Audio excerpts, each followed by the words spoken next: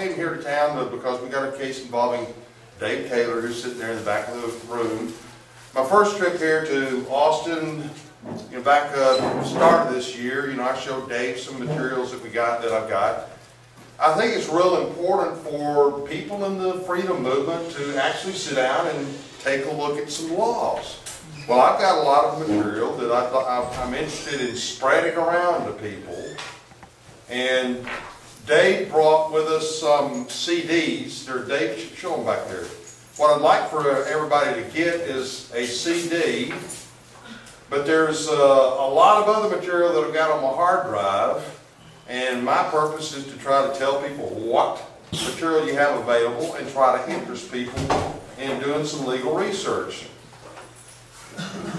Katie and I were talking a couple of nights ago about TSA. I have posted over on my website some material that I think is real important in reference to TSA. Katie was telling me about all the activity here in Austin that relates to the battle against TSA. But one of the things that strikes me as kind of odd from a legal standpoint, everybody is just complaining. Here you have a bunch of people that have walked into the airports and set up all these programs and machines to... Larry, while you tell that story, you want me to pull up your website so you can show them the old stuff? Why should Oh, I do it? can we do it? Yeah. Why don't you tell me to? But one of the things that people don't do, even though there's a lot of people involved in the TSA battle, what they don't do is they don't go over and check out the law. So what I did is I posted over on my website, and I think that she may be trying to pull it up, and I'd like to show you something. Is that what you're going to do, Katie? Well, I thought maybe it was on the internet, is it not? No, I didn't. Oh, we didn't log on to it? No. Okay, I'll do that in a second. You go ahead and see. Okay. There's Wi-Fi here, you can pick it up. But it's real simple. You could get the movement on TSA rolling down what I think is the right path if we just had some people that would look at some basic things in reference to the TSA laws. Let me explain to you a problem that I think is real evident from regarding the TSA. Here's a case, and this, for those of the people that are interested in the tax issues, I'm associated with Tommy Cryer and the Truth Attack organization, and then we got a website, truthattack.com. Tommy's material introduces a lot of people to this case called Calamaro. Calamaro was a case involving a bunch of, numbers runners, gamblers, and a bunch of people have been prosecuted for violating the federal gaming laws. And the issue that went up to the Supreme Court was this. The regulations dealing with that field of law at that time expanded who was within the scope of the law to, some of these people called runners, if you know anything about gambling. Those are the guys that do the errands. Well, these guys have been prosecuted under this theory that they were within the scope of the law. And the issue that went up to the Supreme Court is, can regulations expand the scope of the law? So for a lot of people that are familiar with that Calamaro case, the principle that is established there is, hey, the statute itself has got to condemn, bring somebody within the scope of it. You can't use agency regulations to, attach criminal liability to somebody. Now, Calamaro, since that's a case that's known by a lot of people, Calamaro is just one case that's real important for this battle regarding the TSA. When you go over to the when you go over to check out the laws that relate to the TSA, and if you go over to my website, you can find this stuff. The best way to get to my website is just type in Becraft Briefs, because I got a real odd URL. In a search engine, it'll carry you over to my website. Now, when you get over there, get over to my website, right up at the top, I have a little blurb there, TSA, and you can click on that link, and this is what you're going to get. You're going to find links to the most important sections in Title 49 that relate to the TSA. Now, one of the things, this is what I was telling Katie about, everybody is sitting there and thinking, gee, the TSA, if you actually sit down and take a look at the laws, it's going to say thus and such.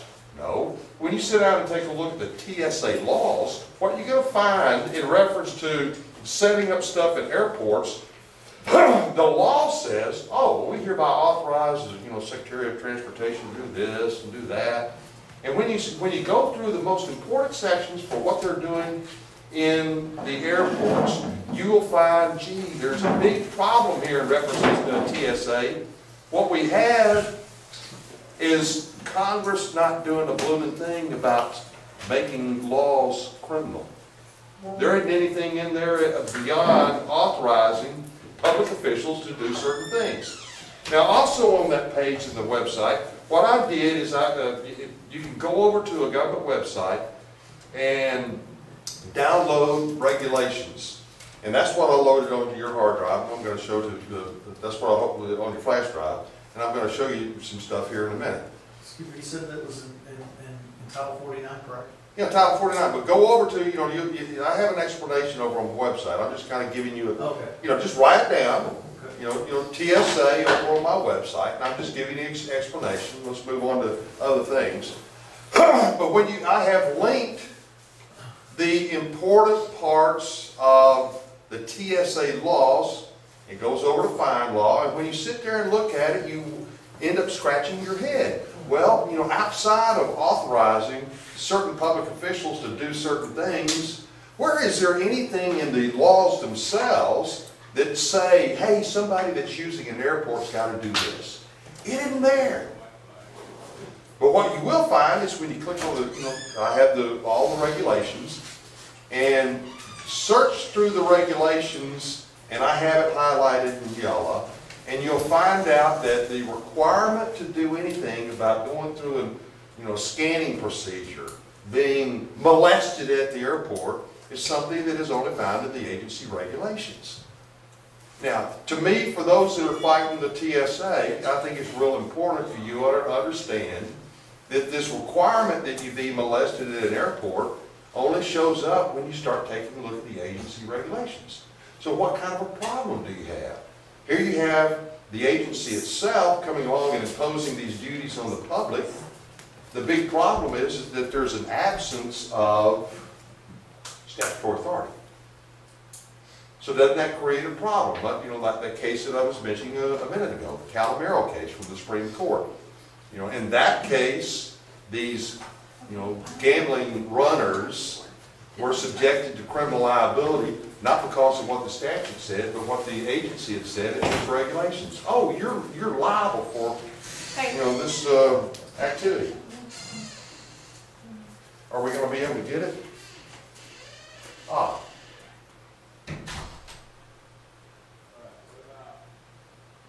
Okay, there you go. Click on that. Okay, I have, John's a real good man for doing websites, but, this is a website that is created by me. Now, go down a little bit further. Okay, here we go. Important information about TSA. Great. Thank you, Katie. And here, you just go down that page. Hey, you can sit down. I can do it. Okay, you'll do it. Yeah. There you go. Great. Basically, what you're saying is that if you look at the law and then what the authority is, and it's kind of like the same thing with the So right here, and I don't want to belabor this. This is just an example of some of the things I would like to show some people. But here you have these links to these, the general regulatory authority, 49 U.S.C. section of, 5103. But when you go down through here and you take a look at these are the links over to these sections on fine law. And you'll sit there and read it, and after you get through reading it, you'll be scratching your head. Well, where is it? Where's any requirement on the part of the American people to do something? Well, it will only be found in the TSA regulations. So what you have, here are the regulations. 87. What? Page 87. Yeah, I'll go down through it.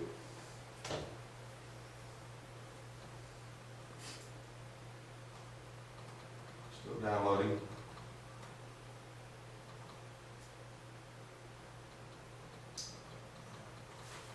You're down to 200 and something now. Oh, I am? No, it was Oh, it's the 87th page in the PDF document. of the PDF. if you can tell it to go to a certain page or Not while I'm sitting here. If you move Yeah, it that to the even bottom see- center, Mr. Becraft, it What? should put a box down there. If you move your cursor to the bottom center of the website page, there you go. Now it should be a box you can type directly into. Just type where the 55 is, Yeah, click type on it. that. Okay, but I'm still coming up on it here. It's 65. You can type in the number, go direct. Hey, I'm just not. Well, you want me to help you with that? no, I'm just, He's having fun.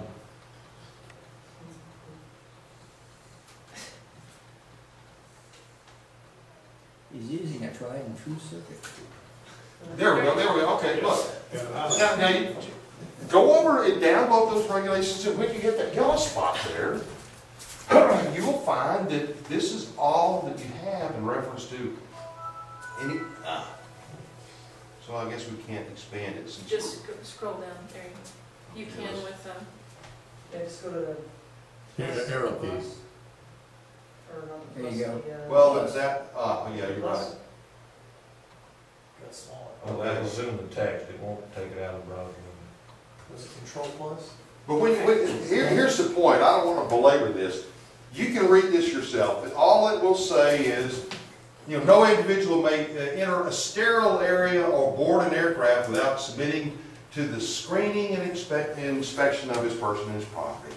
And the only time that you will find anything like that, that you subject yourself to a search at the airport, is in these regulations. Yes? And you're saying, because of that case you cited earlier, that the regulations don't have the force and effect of law? Right. Because they're expanding the statute. Well, they're, right. yeah, absolutely, absolutely.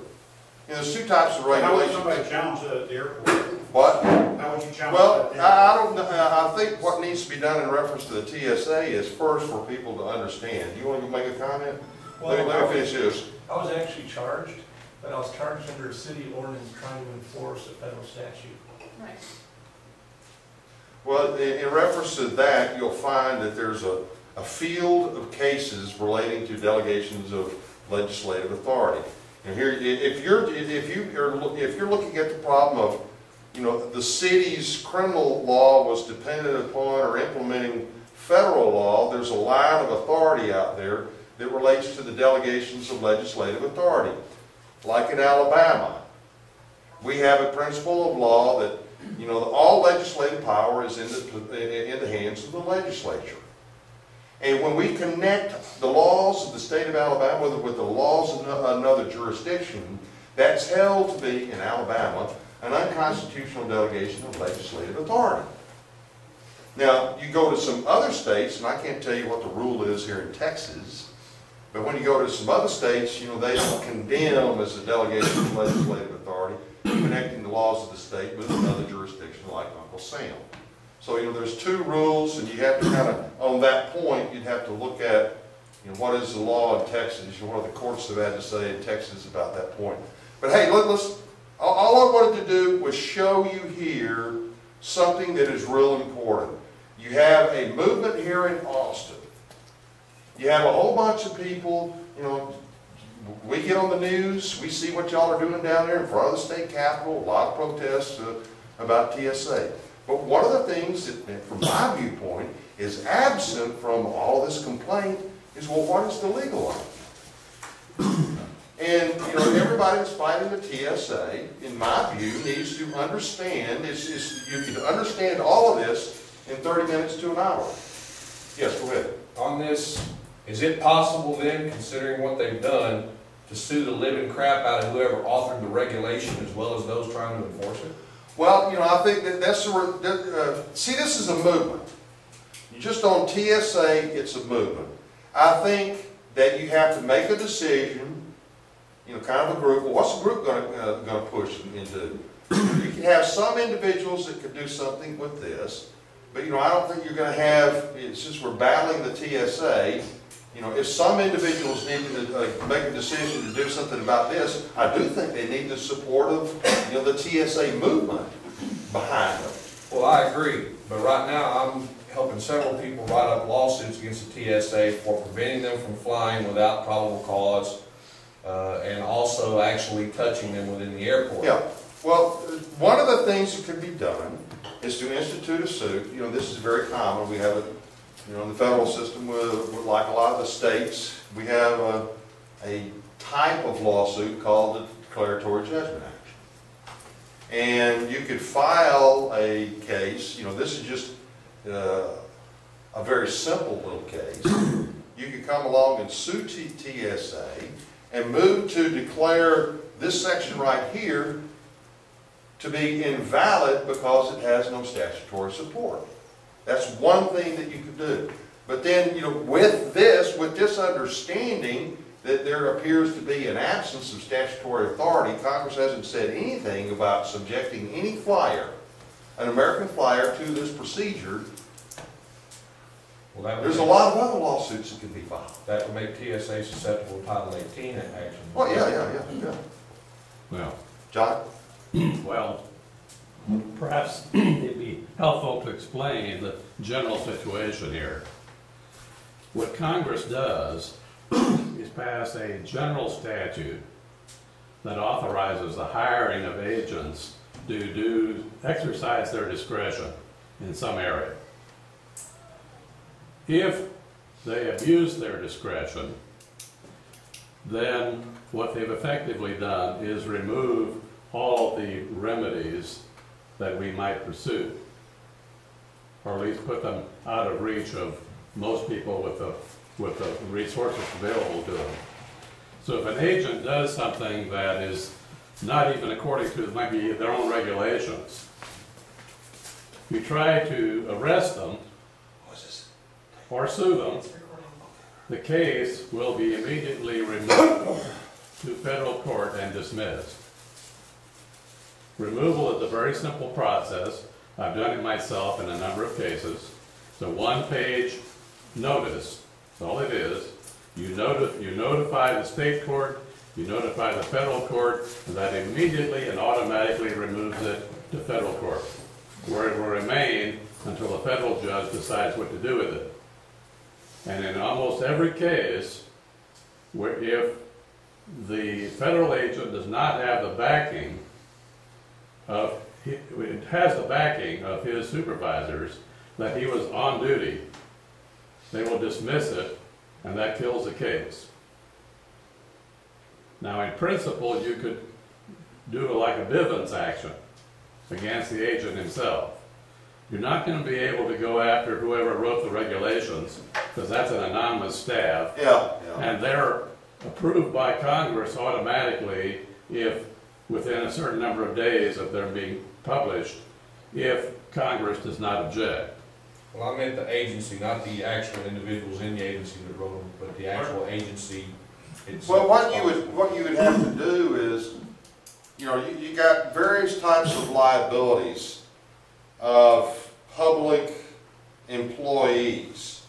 You got absolute immunity for some. You know, not that I agree with this, I'm just telling you what the various immunities are. You got absolute immunity for some, that includes judges. And then you have qualified immunity for others. And then you have no immunity, you have no immunity for the rest Is that of us. true that technically you judges don't have absolute immunity from, say, declaratory judgments and injunctions? Well, They can't be sued for money, but they yeah. could be sued. Well, but for their non-judicial acts, they don't have any immunity. Right? In No, principle. I'm speaking only in reference to their judicial acts. Because there are cases with, you know, I think there's a nice Sixth Circuit case where the judge was, you know, sexually molesting employees. And he was even prosecuted for There was a that. Texas federal judge, I think, was forced into resignation because he was Oh, yeah, the one that was, sexually harassing the staff or Yeah. something like that. but in reference to their judicial acts, you know, the judges have complete immunity. But then you have the issue of qualified immunity. But let's move beyond this. I got some things I want to show you guys. Larry, what you have on the screen right now, are those the statutes at large, the original statutes, like 01 is the statute? Yeah, absolutely. From the 1700s, the first act, Yeah. first Congress? And that's what's in all the CDs, right? No, they're not on the They're not CDs this one? because Something else? this takes up about 13 gigs on your hard drive. And so it's, you know, people have called me before and said, oh, you know, provide all this stuff to me. Well, it takes a long time to sit there and copy, 124, huge files like this. And that's the reason why what I have done is, I have sent them to John. And John has put this stuff on his website. But then again, I also have a whole lot of people that are complaining about, oh, it takes so long to download. And I was hoping that some of you people, I do have this stuff on my portable hard drive, and if you had a computer here, it would take 10 minutes for you to stick all of this stuff that takes, it'd probably take a day, maybe all week to download this off the internet. Well, I've got 2 portable hard drives. Okay, I'd be good. more than happy to help disseminate. Well, Oh, wonderful, thank you. But hey, Do you know what the very first federal law was? Have you ever looked at that? well, I will show you the very first one that is in this. And it's, this one, I want to tell you about. You go down to page 23, it's 1 stat 23, the very first act of the very first Congress. Well, it deals, that one dealt with the notary publics. No, sir, it dealt with the oath of office. Yeah, Article right. 6, Article 6, Yeah. Clause 3, implementing. Well, here's a, let me tell you about the statutes at large. This, what you find here, it was published in 1845. Before 1840, Congress would get together and publish all of these laws. It come out, the very first Congress came out and, it passed laws. And what it did is it relied upon, it didn't have an official way to make available to the public what the laws were. They would publish stuff in newspapers. So there was an industry out here. And you had there were court reporters. And back in those days, a court reporter was somebody that either worked for the court or they didn't work for the court, but they were kind of in the publishing business. So in reference to cases themselves, it would be these court reporters that would go out, convert an opinion to print, and then sell the books. Well, the same thing happened with the original versions of the statutes at large, what we call the statutes at large. There was a company called Byron and Duane, and one of the things that they had was, they would get the laws from Congress, and they had their own set of books. And incidentally, if you start going over to Google, Google is right now making available a lot of old historical legal stuff. And within the last year, I have seen a lot of the stuff that they're putting out. And I'm beginning to download it. But what you have here with the statutes at large is this. There was no real official source for the laws all the way up until about 1840. Congress, like a lot, you go back into the early 19th century, from the 1800, 1840, 1850, the governments were in fact relying upon the private sector to do things like gather the opinions together and publish them. The one thing that really happened in reference to publication, some of the states actually went through the process of publishing their court opinions, but by the time you get up into the 20th century, middle of the 20th century, you won't find that a whole lot of states are still publishing their own cases. And the reason for that is this. West Publishing Company it can deliver better cases for a cheaper price than you're going to get out of government. So government, insofar as being in the law publishing business, that law is public domain stuff. These private publishers can come along and reproduce that stuff, and they have out-competed government itself, and that's the reason why today you have so much of law that is really distributed by private entities. So what do we have here? Your computer seems to, every time your computer flashes black, Yeah. that sends a signal to the projector that there's nothing on here. Check your screensaver on. Yeah, it's probably not, and I should I'll have. do it. Go ahead. You might even have a battery saver mode where if you don't type or you don't do something, Yeah, after 15 seconds it goes into hibernation or something like that. That might be, you need to check your power settings. Yeah. But here's what I want to, for those of you that have a portable hard drive. I would like to do this. I've done it with Dave. And, you know, at some stage here, you know, maybe at the end of the program, you know, I'll just, if you've got your computer, right, you can take my portable laptop. Okay.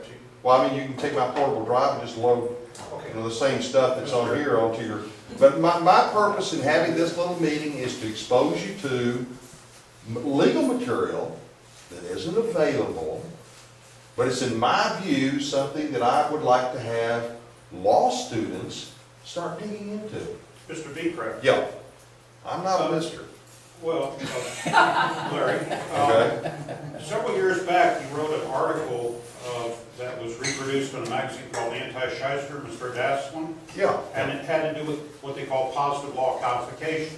Okay. Okay? We'll get into that. Well, I was going to say something. Sure. I mean, if you don't mind, I'm not trying to take over Yeah. your lecture. But if you actually look at the very first law of the United States, it's on 1 Stat 23, page 23. The very first official Well, act of in Congress. that volume, it's further down than, I don't think it's 23. No, it's on page 23 of 1 Stat. Okay? And what it was the first act of the first Congress was to implement Article 6, Clause 3 and make state officials take an oath of allegiance to the federal government. And they spelled out the language of that oath, and in the enacting clause they said this is the oath required by Article 6, Clause 3 of the United States Constitution. They said what it was. Further on down, they said how the current set of officers who did not have this oath, they had state oaths because they were state officials. Yeah. But once the Constitution was ratified, how they were to take the oath, what time frame, how to do it. And then on to the future, everybody was supposed to take this oath and file it with their state oath of office.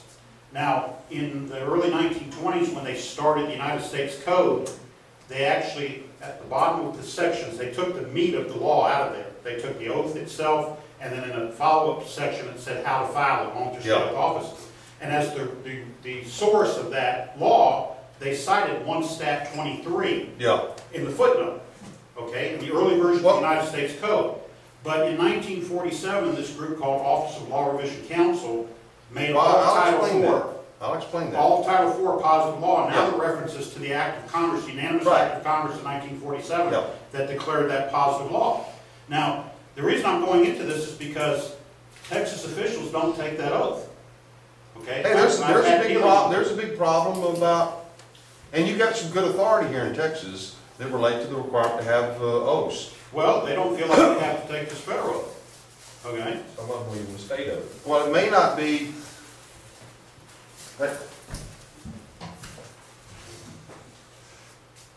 I understand what you're talking about.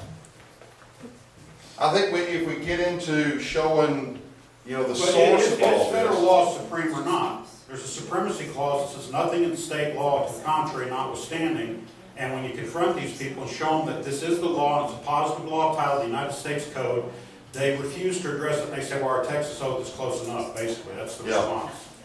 Well, things change over time, too.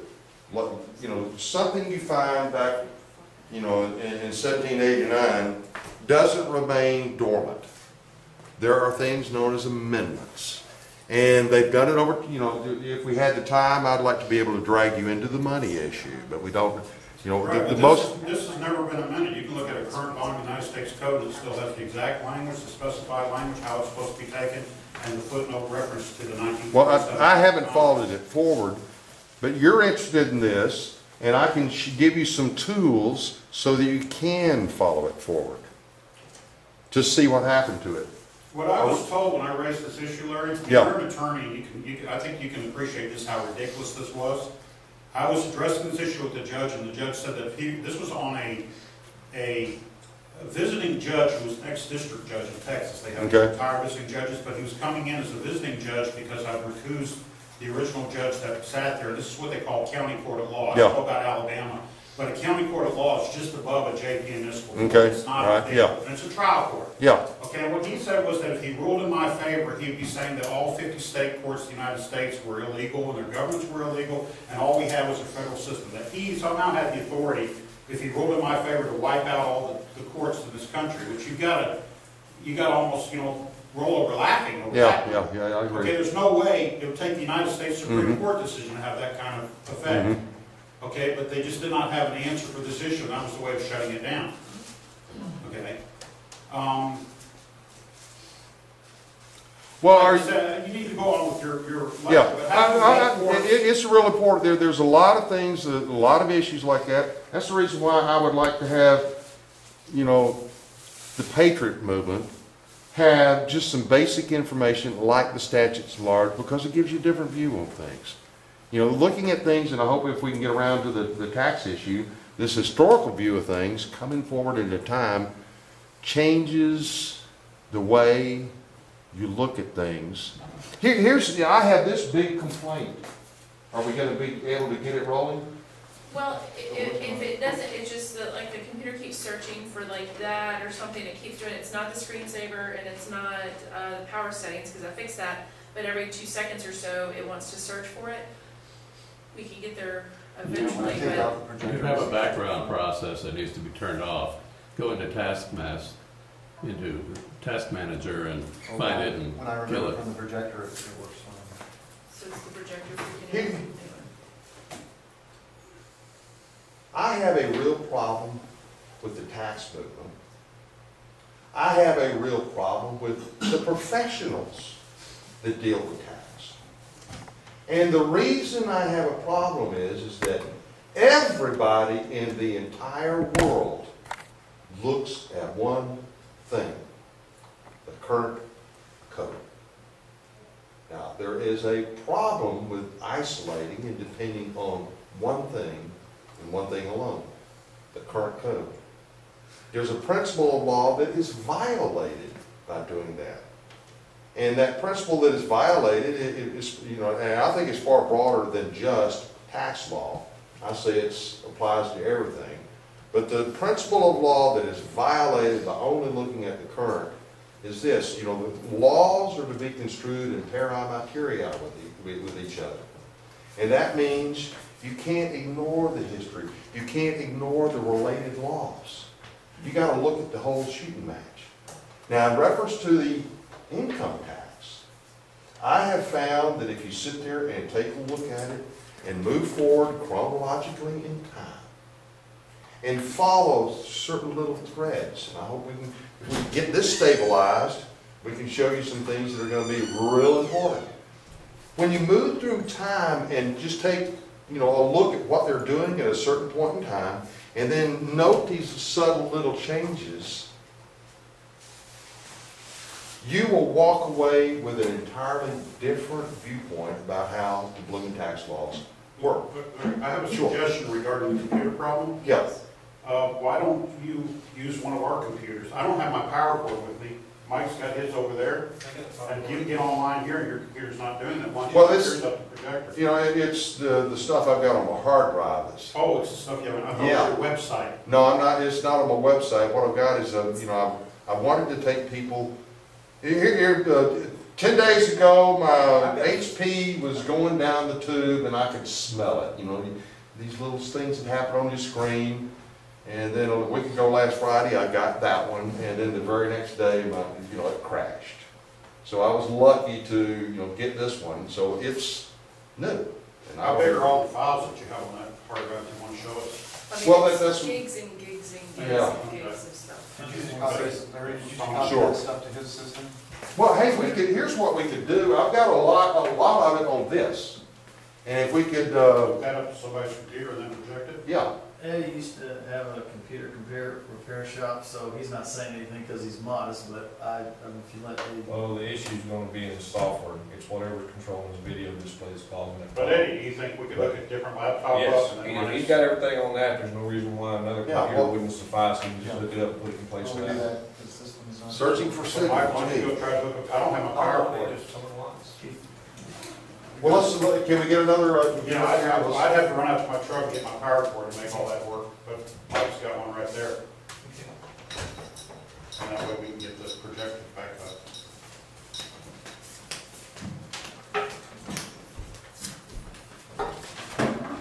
While they're doing that, I want to tell you about what I did in order to make all this stuff available. Years ago, there was a company that had scanned a lot of stuff about the statutes at large. I sat down and converted JPEG images to PDFs. But they were single pages. I then strung together, and you have to have Adobe Acrobat to do this. Then you start stringing together all those PDF images. And I'd string them together in 50-page blocks. And then I would take a word conversion process, probably an OmniPage or something like that. Now it's all in Adobe. And then I would string, these files that had been converted, the PDF images had been converted to text. I'd string them all together to create one file for each volume of the statutes at large. Now, let me give you a little history for your benefit. You're talking about the very first act. The very first act is going to be revealed when you go back and take a look at Byron and Duane's, because they were the most prominent guys that would walk up to, Washington, D.C., Capitol Hill, get the enrolled laws from the Secretary of State and publish them. Now, if you take a look and go over to Google Books, a lot of that stuff is coming online. But we had, all the way up until 1840, we didn't have any, official source for, the federal laws. Until finally they came along in about 1840, passed a law where we're going to create an official source for the laws, known as the United States Statutes at Large. So once they enacted this law to create the United States Code, then what they did is they went back to all the laws. What they published in 1845 in the Statutes at Large was just the stuff that was still in effect, and they published it as it was then, amended. And, what you do not have in the Statutes at Large was there was a lot of other stuff that had been adopted, but it had been repealed. So it doesn't hit the United States Statutes at Large. So you'll find that, when you pull out Volume 1 of the United States Statutes at Large, this official one, you can cover 10 years in one volume. But of course, as time goes along and you got more, it takes, by the time you get into Volume 10 of the Statutes at Large, you're in the late 1840s. As Congress cranks out more and more laws, the volumes get bigger. By the time you get up to, have we got it rolling? Well, Here, looks like it looks like. Look, I have old tax regs old, I'm not sure if that's where you were or something else. Well, okay, are we on the hard drive? I mean, There's your okay, hard drive. okay, this is somebody else's computer? Yep. Okay, good enough.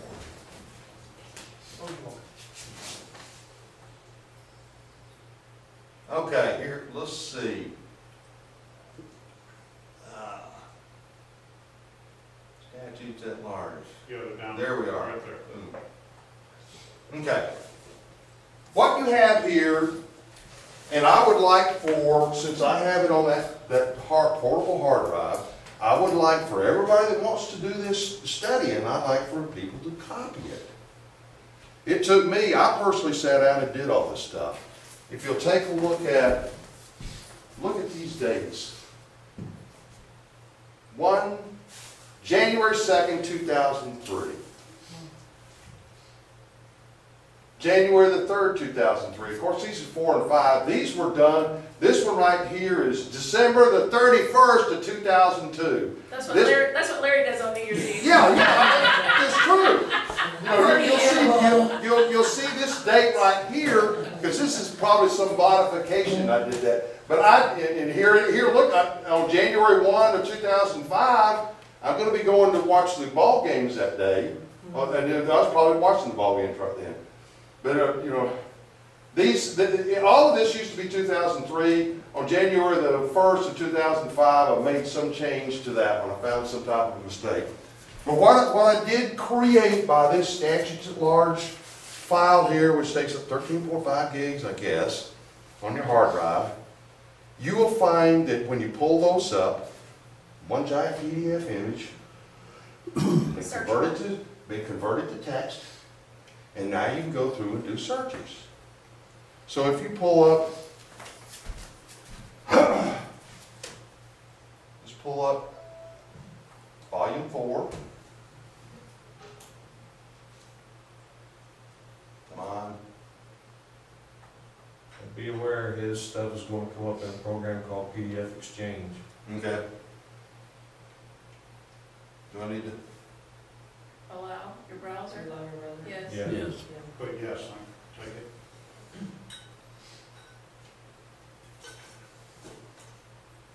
Continue.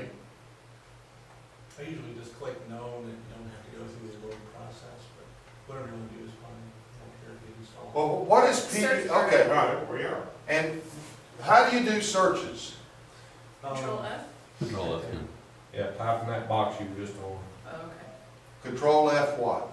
Control F. Just Control Control F. F? Control F. It opens a window. Oh, that's the Opens box that up there, up just there type in in the that left-hand box. corner. Ah, yeah, okay. Then you type in your search term. Sorry. I just like this for cut and paste, because it gives it positive clicking Just sound. enter. How'd you get that? You'll just enter. It was free. I like it because You cut and paste PDFs? I cut them in and put them in the document. Well, that got rid of the word when I hit Yeah, enter. don't highlight it before you hit I'll enter. let you edit, just cut and paste. Yeah, but it has a little camera symbol, it sounds like a You camera. just- you just hit Press the enter. enter key on the keyboard. Just hit enter. Enter. Just hit enter. I hit enter and then Oh, it didn't? it'll delete citizen. Only if you got it highlighted. You don't have it highlighted now. Okay. There you go. Okay, all right. Here's what I do with Adobe.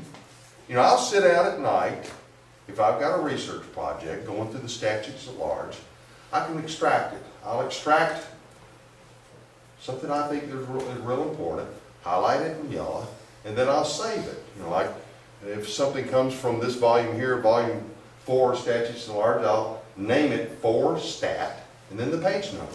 So Real easy, that's the way if it you were in is. a legal battle of some kind, Larry, and you went into statutes at large and found something you thought was useful, would the burden of disproving your position be on your opponent to show that it's been modified or amended?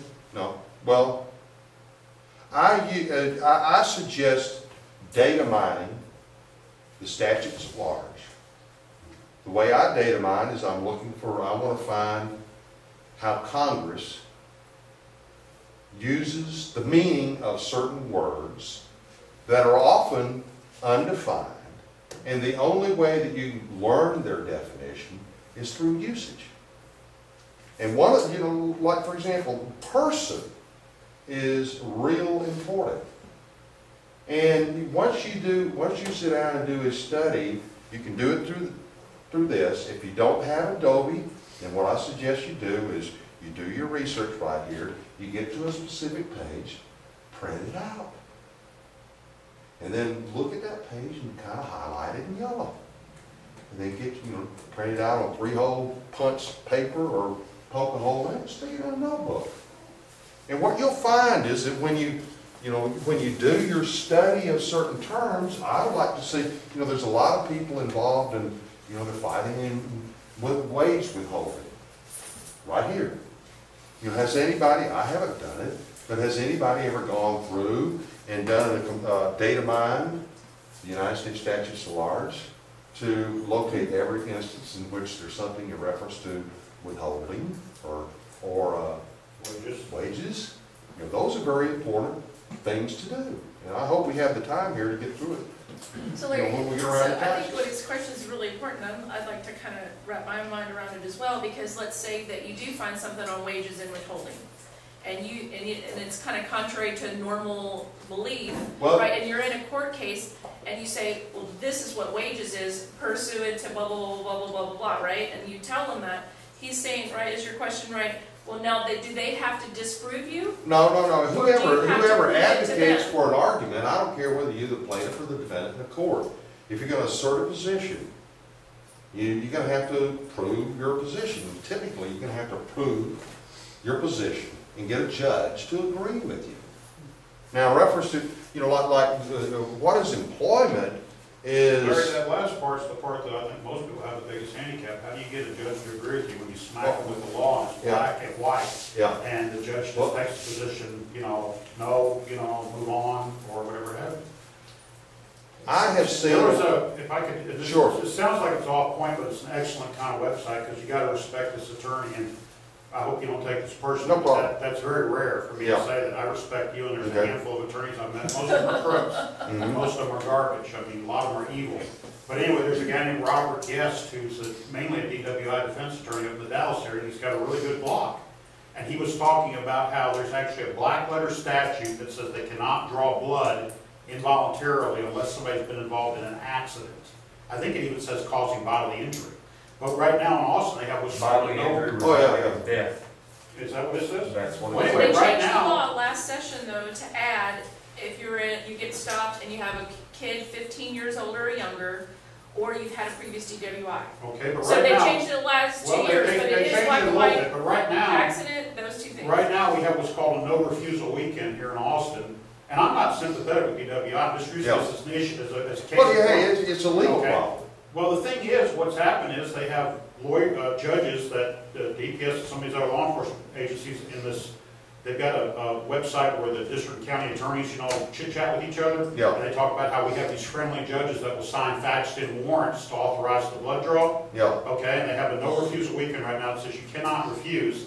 And what we have is we have a Court of Criminal Appeals decision that basically nullified that statute. They said, well, no, yes, you can. If The you have a legislature said you can't, but Yeah. we're saying you can. What do you do in a situation I- where the court hey, that's rewrite the law? that's a real problem all across America. You're bringing up specific things, to very specific instances, but, those specific instances can be multiplied 1,000, 10,000, 100,000 times. And what we have, this is my personal opinion about what we got in this country. We got a power structure.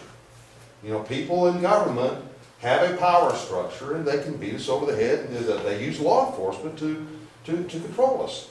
Well, whether we like it or not, one aspect of this battle, I think there are three aspects to the battle. We got the political battle, we got the public relations battle, and we got the legal battle. Those three prongs are, in my view, real important for any type of a movement.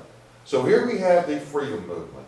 It must use these three prongs. But a big part of that prong is the legal issue. And you'll find that, here's the TSA example, and is something I think is illustrative of the problem that we have. You have people waking up across America joining the freedom movement.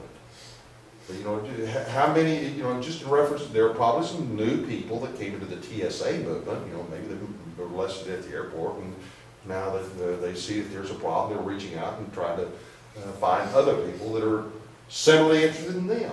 But then nobody goes back and does anything like, take a look at the law. You've got a bunch of people that, for this TSA movement, it's a pitched battle, people are angry on both sides. But the law can be a tool. But I listen to people that talk about the TSA, and I don't mind anybody sitting there talking about the law. And then once they take a look at the law, what did they find? Have we got a tool there to use? The point is, or my point is, Larry, and this doesn't invalidate anything you're trying to do, and I'm gonna actually, shut up and let you start talking.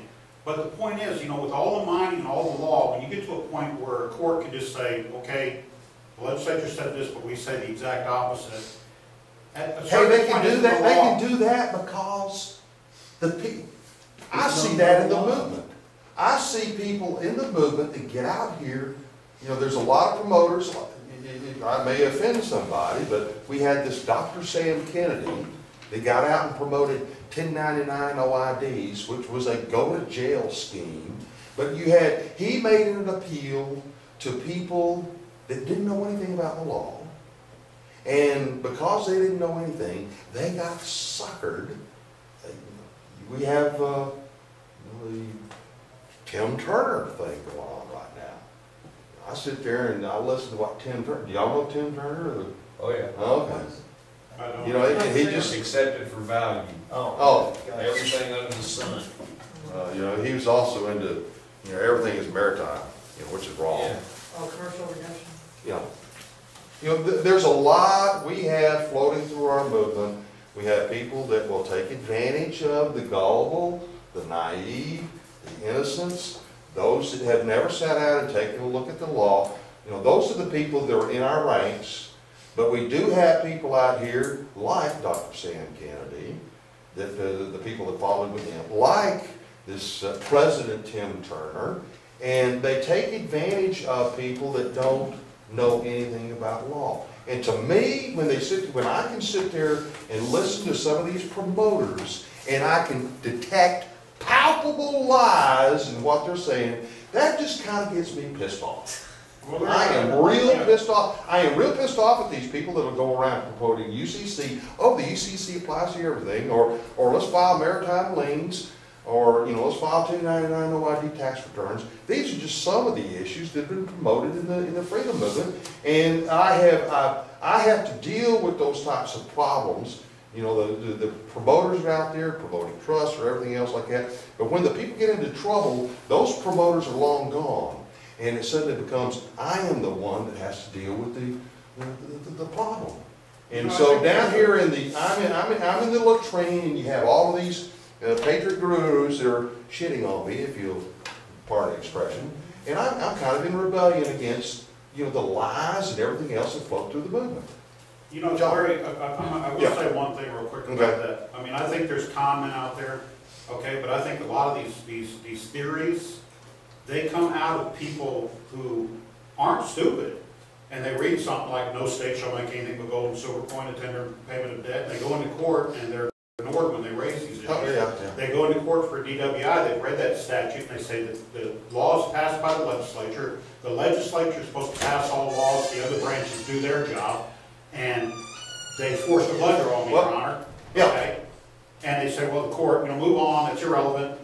Well, we don't.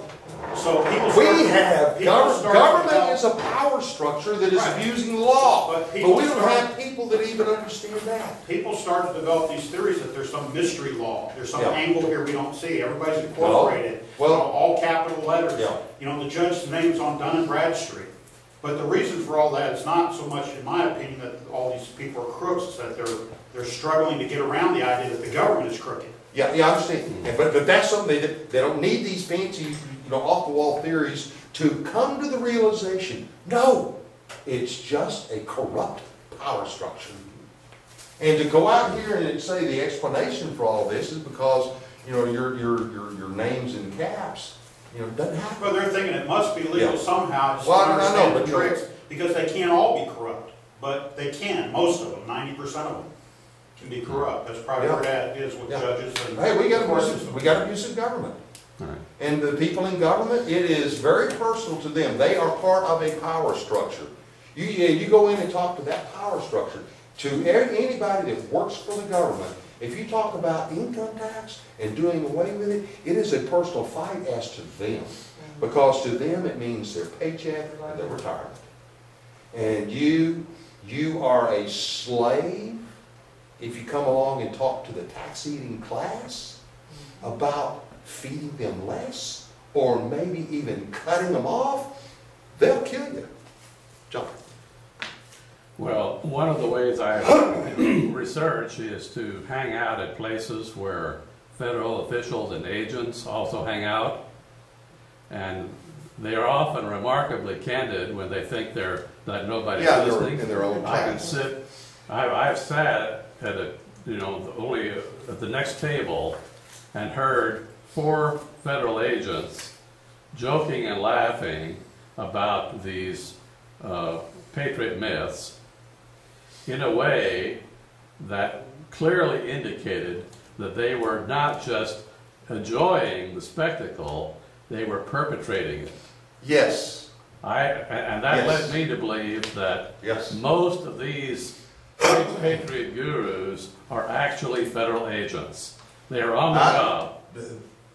This Dr. Sam Kennedy rolled in out of nowhere. He doesn't have any type of a track record. People don't know him. You can't find any history behind the guy. And then he sits there and talks about, well, at a certain time, I'm going to be departing from your ranks. And that's exactly what happened. And in his wake, he's left a whole lot of people who have been indicted.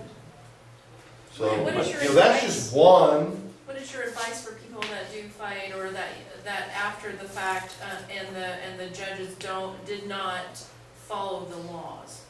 I mean, is there anything that we can do, or is your take on it, at least we have the law on our side and we know Well, what you we're know, doing, and we are telling other people the You exact will- laws? you will I mean, what is the change. big picture there? you will change, That's why they invented tall trees and short ropes.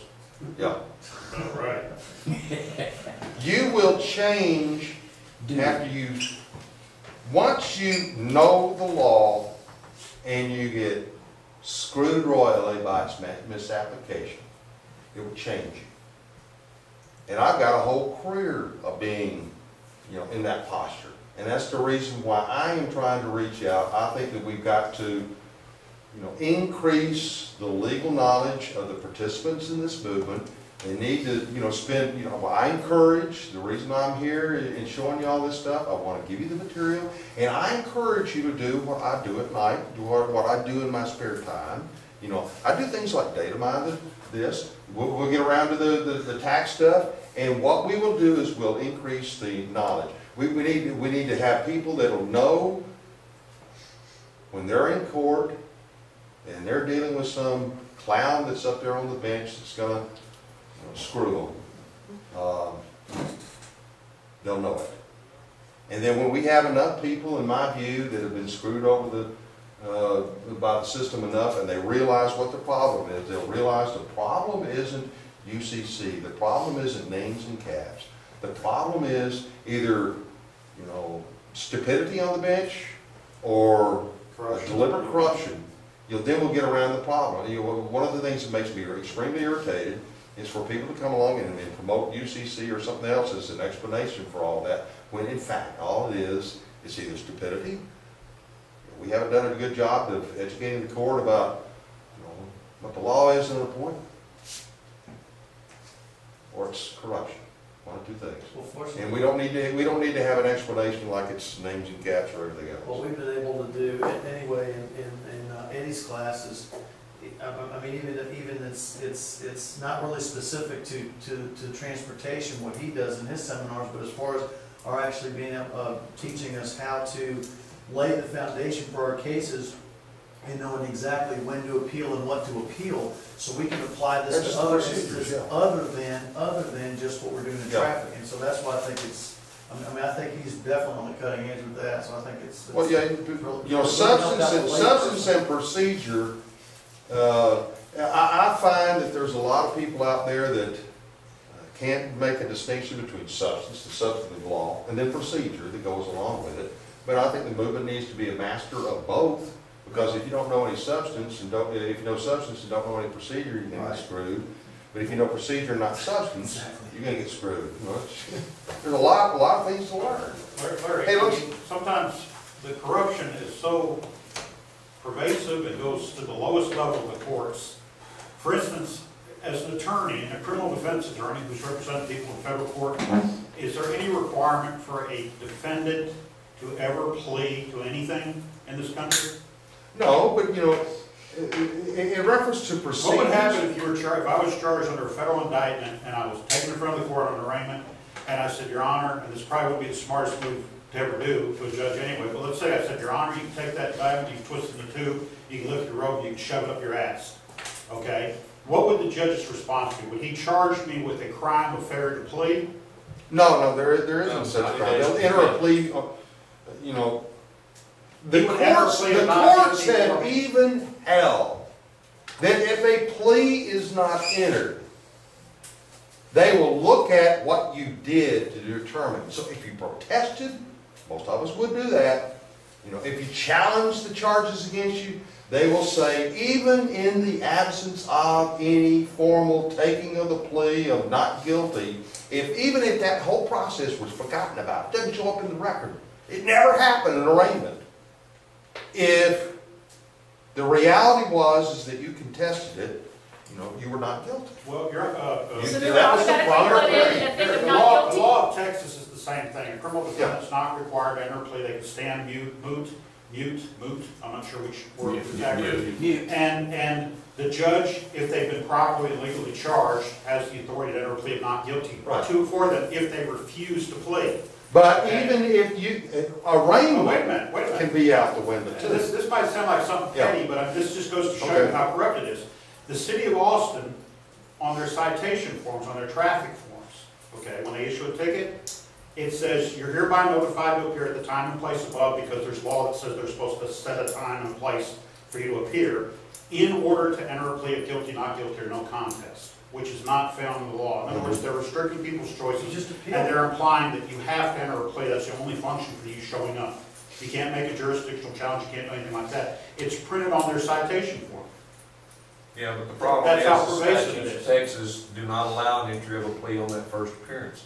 That's not the purpose in the law. It says very specifically. Well, also, they have no business making you promise to plea as a condition for release. In Texas, a traffic ticket is arrest, you're released from arrest on your promise. Well, is it a civil or criminal matter? It's considered criminal in Criminal in Texas, Class C misdemeanor. But all they're allowed to do is they're allowed to release you from arrest into your own custody, basically, on your written promise to appear at a time that they're supposed to specify and at a place they're supposed to specify. Okay? And technically, you haven't even been charged with the crime yet. When you go in there and show up with just a citation filed against you, you've never been charged. Okay? There's a separate section of law in Texas that they passed that allows you to plead to a citation, and they never have to bother to get an actual formal charge against you. See, most people do that. They actually plead and pay without ever being charged. But the point is, that's how pervasive it is, that in the capital city of Texas, on the citation form, there are hundreds of people getting tickets today. They have an illegal thing on it that says you're obligated to plead. You're just a terrorist because you're wanting them to follow all the little requirements. They don't want to do that. They don't want to do that. Yeah, Larry, I mean, basically, if you show up and you just say, they're supposed to specify a time and a place to appear before a magistrate. If you show up and you say, I want to see the magistrate, most courts won't let you. Yeah. Okay, they'll say you have to enter a plea first, and if you document your appearance and you walk out, okay, you fulfilled your promise to appear, you killed the ticket, and what they'll do is the court and their staff will actually generate a complaint for the case. In other words, they'll do the prosecutor's job, build his case, or they'll call the officer. Either the court staff will swear out a complaint, okay, themselves, court clerks that work for the judge, or they'll call the officer in JP court and say, hey, we've got someone, we need a complaint, we need you to fax it or bring us a sworn complaint. Let's hear more from Larry and less from, you have good things to say, but you're not the speaker. Well, all right, let's, gee, here we go. Yeah, here's the screensaver one, that's all. Well, it's on the computer. Okay, good. Okay, I'll turn it off for Larry. No, you turn it off on Larry. Let me ask you this. How many of you are going to be interested in having the United States statutes at large on your hard drive, and you would sit down and look at it? Absolutely. It's real important. Now, what you can do, I'm going to see if I can get on my flash drive and show you. Remember, this is Vista. Be real careful how you drag things. And remember, all these statutes at large are at constitution.org. Yeah, but it takes, people complain that it takes a couple hours. Well, you need broadband, fast broadband to get it in a decent time. But just run it overnight, you know. That shouldn't be kicking in. Here's some things, maybe we're going to get this, maybe we're not. But what I have done in reference to data mining, the United States statutes at large, I will do I'll pick a word that I want to determine, and a lot of words that have a colloquial common meaning have an entirely different meaning when you're looking at law. Okay, I'm just going to tell you, I wanted to, I have my own views about certain words, but I think most of the time, person is a non-citizen. Okay? But how would you go about proving that? Well, what you would do to prove it, the first thing that you can do is to do your word searches and look for the junction between, maybe just do a search of citizen through the statutes at large, and then every time you get a hit, take a look at its context. But you'll find a lot of times person or citizen is a phrase that appears in the old stuff and this is the new stuff. But then, then you need to deal with the issue of now statutory definitions. What the person is statutorily defined. When you catalog all and I've done it, I've cataloged all the special definitions of person, You know, person includes, person means.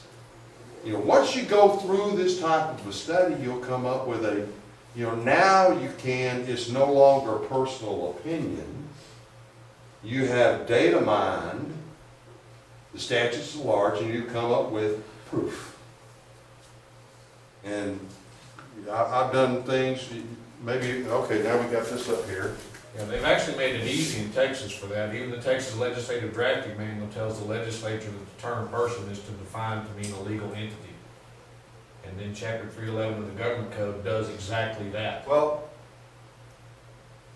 okay. You know, these are some of the things that, you know, like this file here apply. And I want people to do it themselves, you know, jurisdiction. I want to ask y'all this question. You know, in reference to the tax laws, you know, not that it appears in the laws, but it appears in the regulations. But I want to know,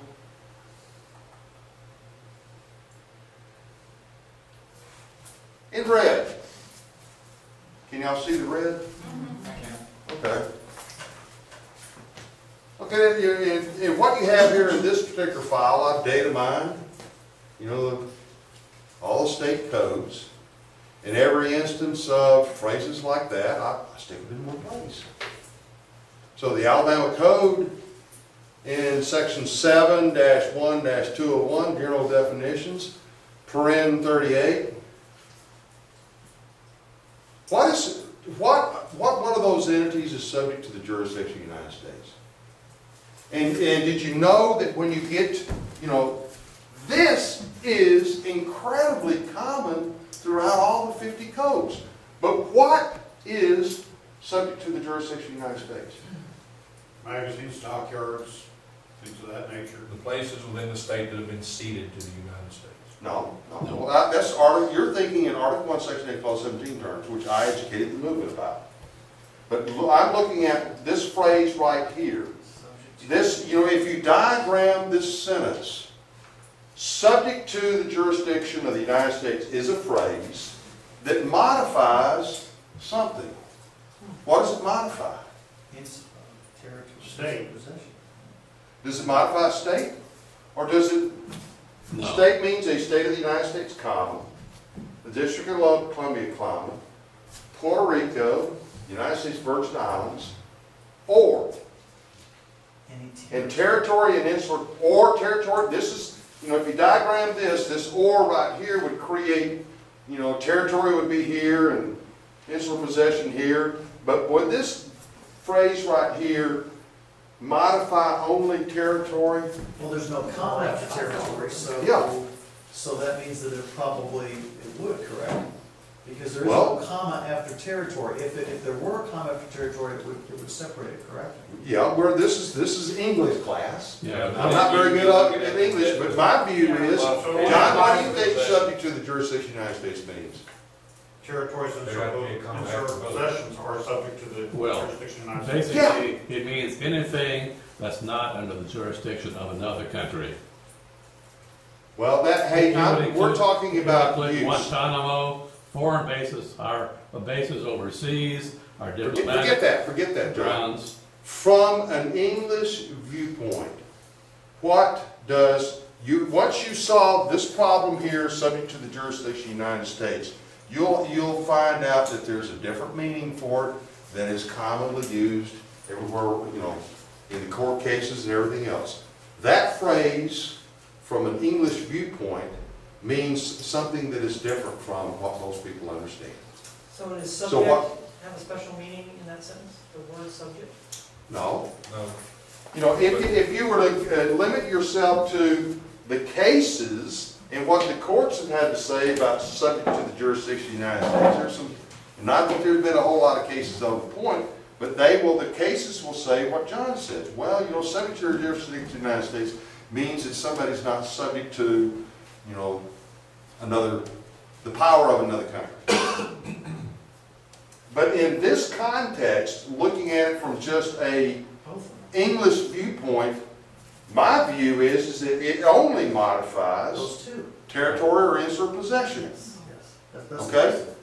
Now, Yeah, I see that now. now, Oh, just, okay. y'all see it?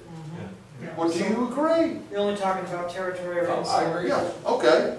All right, and now, when you take a look at territory as a possession, have you gone out and data mined through the statutes at large and just look at the word jurisdiction and seeing what, Congress comes along and when it's talking about the jurisdiction of the state, wow, man, that's almost like, hey, the state's, that's our boss. Is this the same as code pleading, what you're talking about, data mining?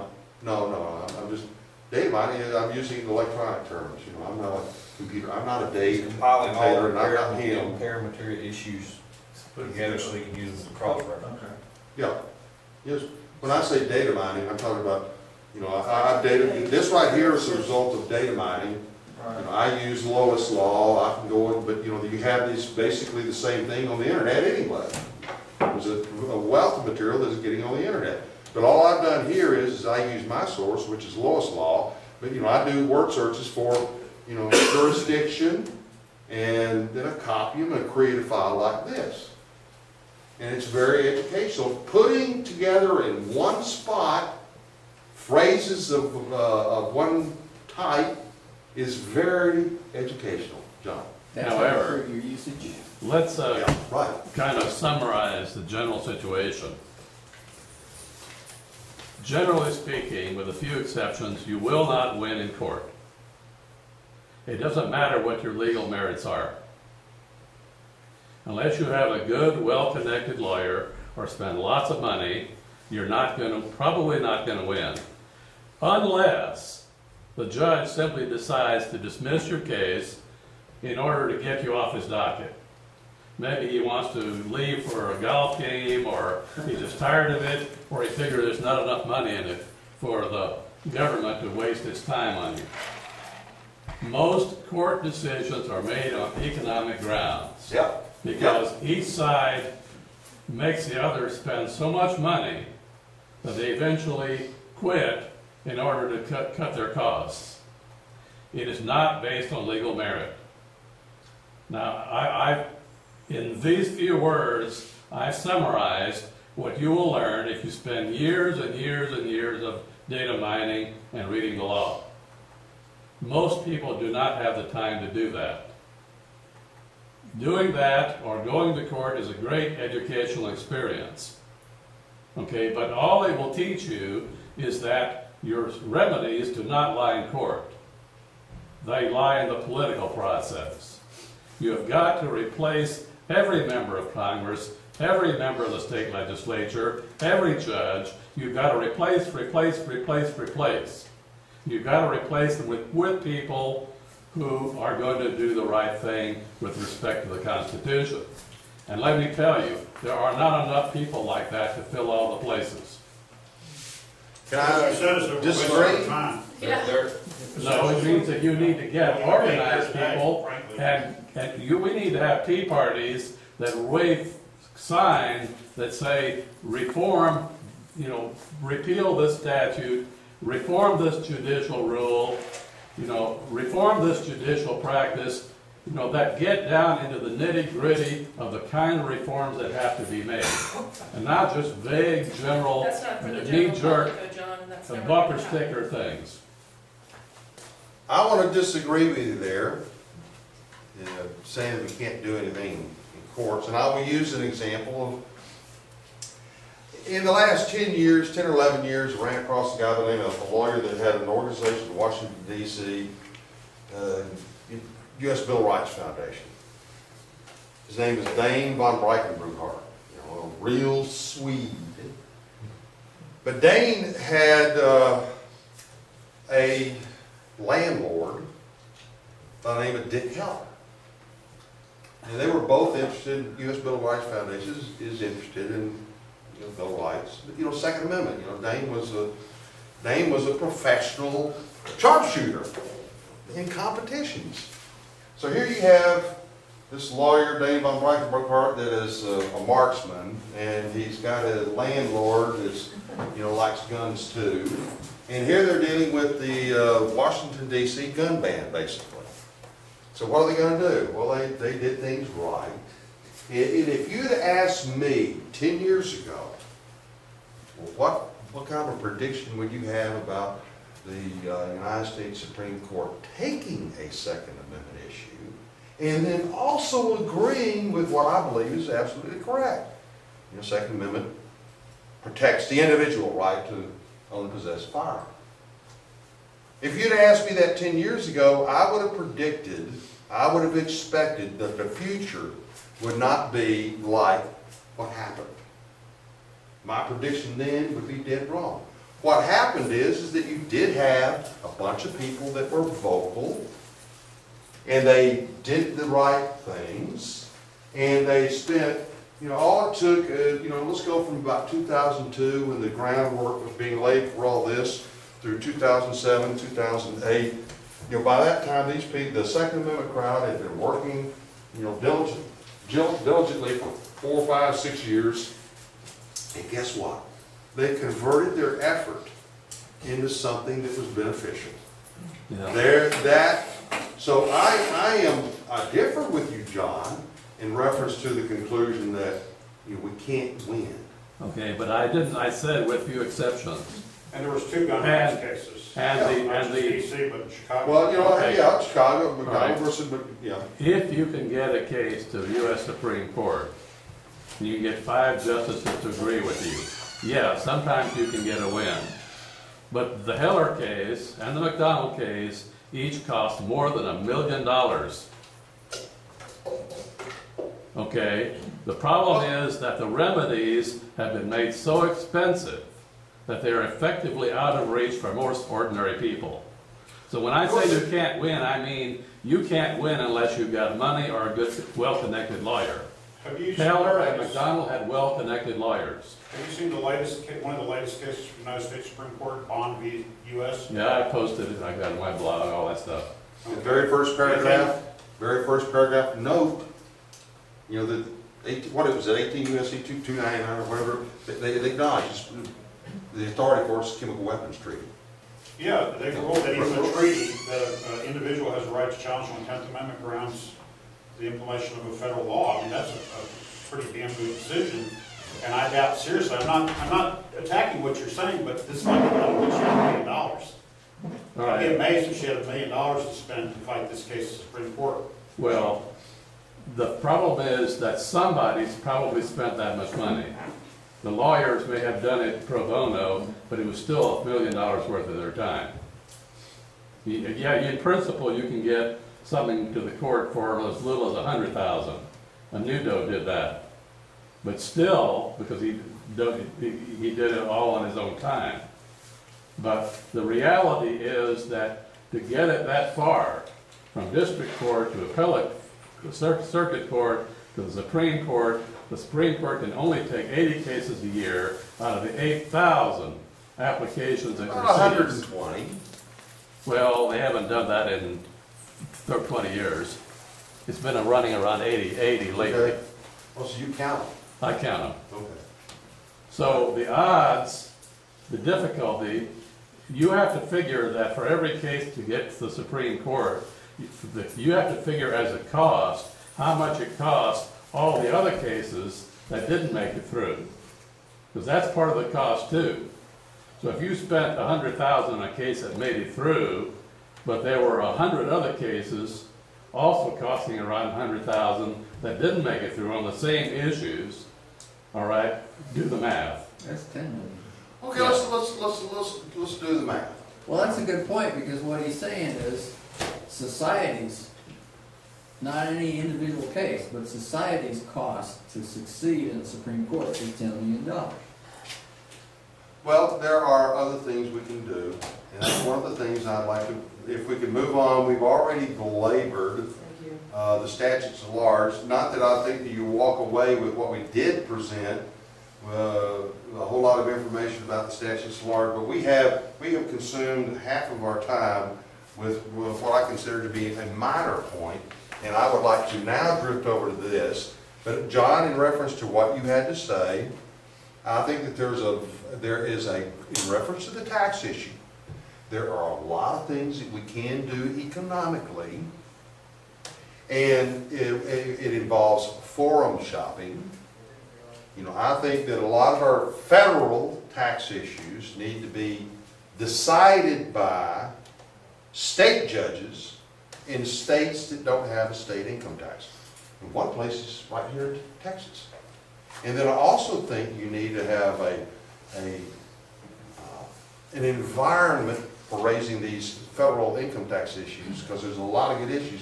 If we got a lot of real good APA cases in a particular state, I think we can go out here, and what would it do for the movement if we sat down and we absolutely did something right? And I don't care whether it's just a trial court judge. If we walked into court and just got a declaratory judgment from a trial judge, I think that that would be beneficial for the movement. That would be visible proof that the Yes. substance But- and the procedure were handled correctly. But it's not citable as precedent. No, but John, you know, and here's where you go from there. If you do it right, and we get a victory here in the trial court, here's what I envision. And this, let's get back around to bond against the United States. And I know we're off in a million different directions. But bond versus United States, the very first paragraph, to me means a whole lot. Okay?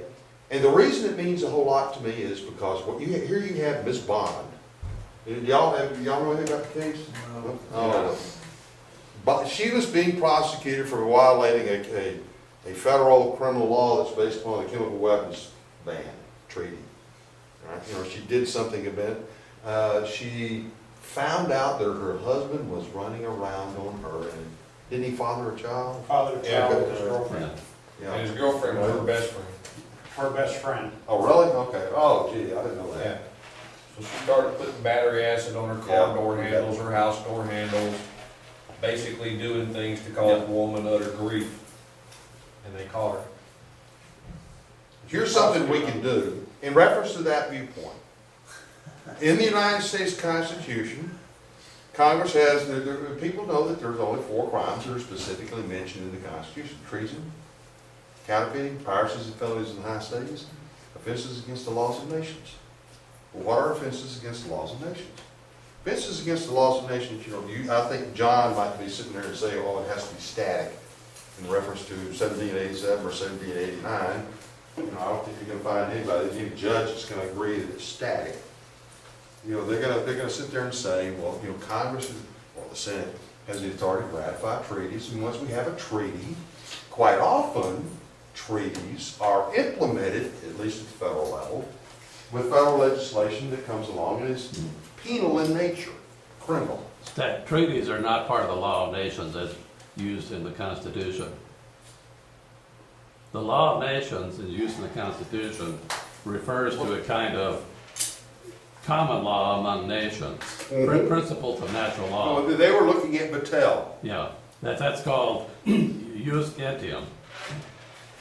The treaties Johnny, are, just like you had said to Dan, I mean, he can't move on because Yeah. you keep having to clarify every little thing. I really appreciate it if we could just Right. move on with this, you know what I mean? Instead of Well- having you clarify everything, if you wanna do like a write-up and put it on your website about the different clarifications, that'd be great. it's already there. Okay. Okay.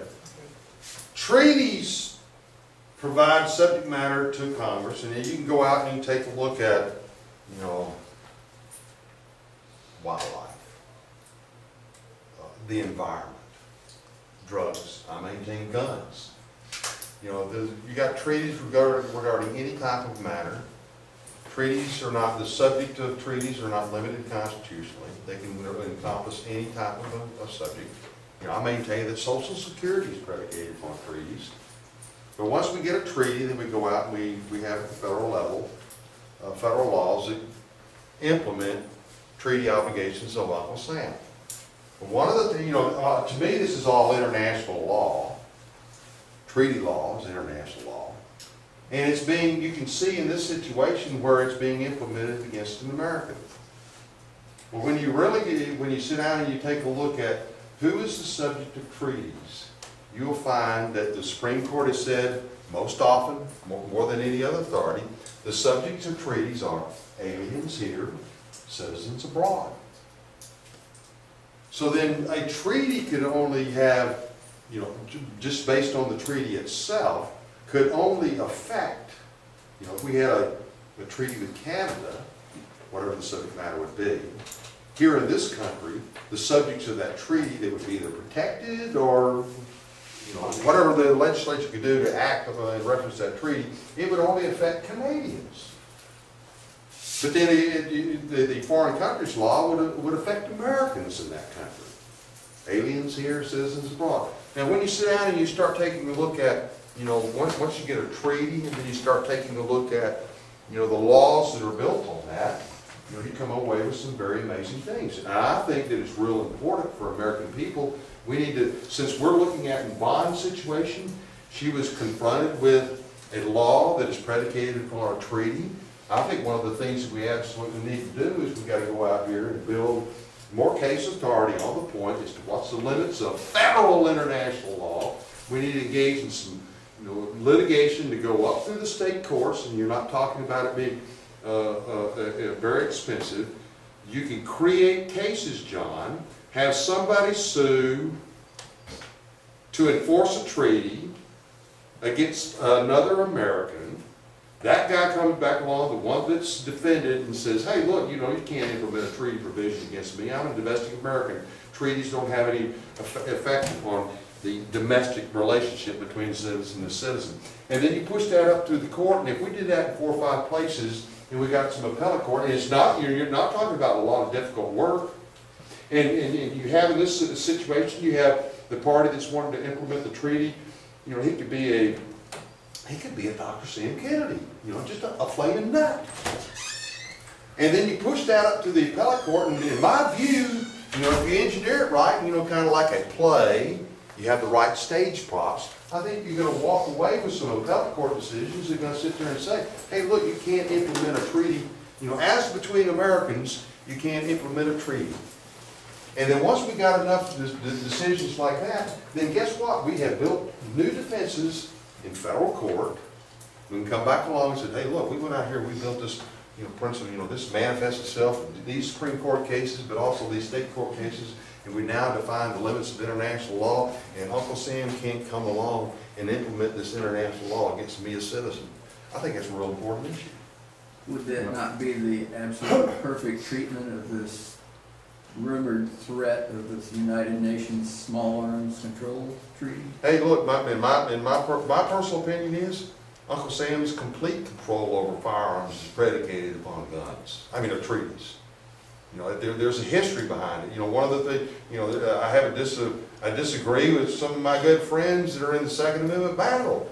They are not looking at what I think is a real important field, and that's treaties. And my personal opinion is, take a look at it in 1934. We got the 1934 federal gun law. Okay, well, what were the international events that led up to that?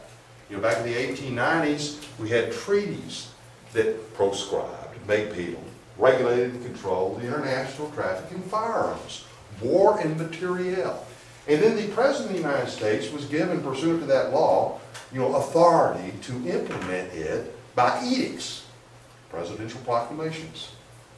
And so when he would implement, it was very common for the President of the United States to come along and, Chacow, I learned, I didn't know what it was. Chacow, is it a part of Spain or is it a part of someplace in South America, John? C-H-A-C-O. Wherever it is, you have places like that. The President of the United States, pursuant to statutory authority, would interdict, the trafficking, international trafficking of war and materiel, and his proclamations inevitably would use this phrase. I hereby implore every citizen of the United States and every person. Well, in that context, the chief law enforcement in our federal system, the chief law enforcement officer is the President of the United States. So the President of the United States is coming along and issuing these treaties. It seems like to me when you compile them all together, they must have had a Xerox copy, a pre-printed form. And, the only changes in these presidential proclamations is the date, the regions of the world that were affected by this proclamation. But they all read the same. But the President of the United States made it, in his view, when you take a look at his proclamations, person meant a blooming alien, a non-citizen. In 1930, we came out with, there was a treaty, and I'm short-circuiting this. In 1930, we had a treaty with, a Latin American treaty. The rights of states in the event of civil strife. And there is a, gun provision in that. And when 1934 came along, when you had the European powers assembling in Switzerland, because they had, Europe had suffered from World War I, and they knew the tragedies of warfare. They had this international confab in Switzerland, and so Uncle Sam comes along, and here we are, the world's biggest and most powerful weapons manufacturer. Europe is meeting to talk about condemning warfare, and so Uncle Sam passes a token to satisfy the international community. So that's what they did in 1934, in June of 1934. But FDR, right before and right after that law, what was it, June 28, 1934, I think that's the date. That's when the federal gun law, that 1934 gun law goes into effect. And you have the act, and that's the reason why I encourage people to take a look at the statutes at large. It's real important. You'll have some patriot come along, and so the Act of 1871, and there's a lot of lies that are said about that. You go look at the law itself, and it doesn't say that. John? Right. The two key cases in this area are Reed v. Covert and Missouri v. Holland. Reed v. Covert held, and that's a more recent case, 1957. that a treaty cannot require the government to exercise powers that it doesn't have. True. Under the Constitution. But But it referenced- Covert dealt with the courts in the American courts that were set up in other countries. Right. Well, military courts Right. specifically. But it referenced Missouri v. Holland, which is a treaty, involves Birds. a treaty protecting migratory birds. And it did not overturn it because it presumed it to be constitutional, that it was exercising powers we had. And what are those powers? Powers under the Commerce Clause and the necessary and proper clauses. So anytime you're going to challenge the exercise of authority under a treaty, you're really going to have to roll it back to the Commerce and necessary and proper clauses. A lot of it does involve that. Yeah. So that's really where the battle line has to be drawn.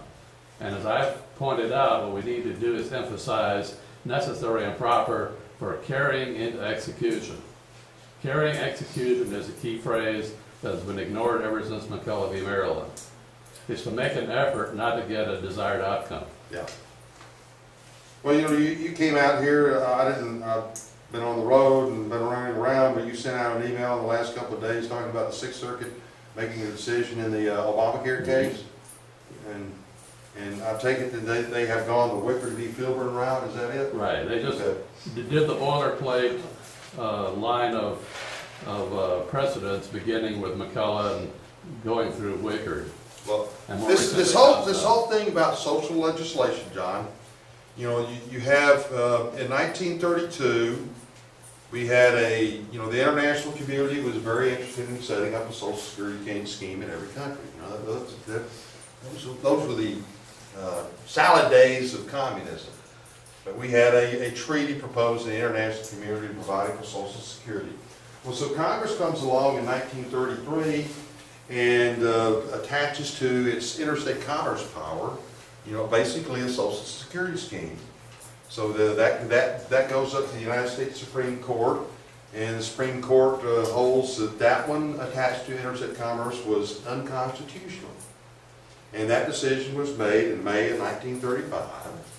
And within 90 days, without any amendment to the United States Constitution, Congress comes along with its second round of Social Security legislation. That goes to the Supreme Court, and you have a trilogy of cases that deal with that. Now, I suggest to you, we had a lawyer, Logan Martin from Alabama, Stuart Machine, he represented Stuart Machine. I think he represented somebody, off the top of my head, he represented some of the other people in that trilogy of Social Security cases. But when you sit down and just take a look at that second round of Social Security cases, And once you read the briefs, those briefs did make challenges. This is all unconstitutional. The only place you'll find, and I forget, I've got this posted over my website, but Stuart Machine or, one other case. But when you sit there and look to the decisions to try, where did the court address these issues that were raised regarding the constitutional nature and classification or constitutionality of that act? And I isolate it down to a single, they do it very obliquely, and I reduce it down to, one paragraph. This could only be the only spot where this decision is addressing what I know were certain issues. And then they don't tell you about, mere citing of the case itself is a clear indication of the message that the court is sending. And so when they sit there and cite Cincinnati soap in the only spot that addresses the constitutional questions, that says too much. Because that Cincinnati soap case which was decided a couple of years before that, dealt with taxes in the insert possessions. My view, I think all your Social Security stuff is jurisdictional to begin with, and then as time goes by, as soon as we ratify some of these treaties, then it becomes international, because we've got treaties in effect. But one of the areas that this movement is not paying attention to is one of the things that we really need to do is define the limits of international law. And my personal opinion is all this international stuff, Bond shouldn't be prosecuted. She's an American. We're not subject to the Social Security scheme because the only thing that Social Security could affect would be aliens in this country. But hey, that's mere opinion on my part. Here's what I want you to do. This is real important. David has produced some CDs, I guess, or maybe DVDs, I don't know. But what I did years ago is I took scans of The tax regulations? The actual acts. Okay, the actual acts. Here's what I did. Come up. Okay, there you go. This is really text. I had a friend of mine would, take the acts, from the statute of Florida, pull out that, and then convert it to text. But I actually sat down and went line by line by line, compared the original to the copy to produce these files. And the reason that a lot of work went into doing this is because, it's just a lot easier to pass around on the internet. How do I zoom? That little bar right there, slide it up and down. The little green. You can go to 150%. Right to your right. 200 will be easy. 200, okay, there we go. This is really text, but it looks this way because we compared it with the original. And these are real small. They're a whole lot smaller files than PDFs. But what you can do with this right here is you can actually do word searches. And I think it's real important for our movement, if you're interested in the tax issue, to know something about the history behind the income tax. It's been my experience, I've got too many decades of being in court and dealing with IRS agents and people like that. I have run into judges that really know nothing about tax law. In Larkin Rose's case, Larkin asked me to be his. Larry, I Yeah. can't hear anything. Oh. Would you, Do what? quit doing the thing with your Oh, pocket? I'm sorry, okay. I just can't hear you. Larkin Rose was prosecuted, and Judge Bales in Philadelphia was the judge in that case. And I distinctly remember a comment that he made during the course of the trial. He found it difficult. He had this vague recollection. The income tax comes about because of some constitutional amendment, back before 1920. Oh, Really. It's been my experience when you're dealing with, IRS people, you inquire, what's your knowledge? Well, they go to these classes, they study manuals. Do they ever really get in to just take a look at the code? No, not really. Very occasionally. They solve their tax problems by going to manuals. They don't go back and take a look at the law. They don't go back and take a look at the regulations. But in any event, the only thing that they're concerned about is what exists right now. Now drift over and talk to some CPAs. You know, CPAs go to school, and a lot of them make their business, they're living today by tax work. What do they know? They don't really use any sources other than what the IRS agents do. They subscribe to these services, and they themselves are involved in, you know, acquiring their knowledge of the tax laws from manuals. Does anybody go back and take a look at the originals? No.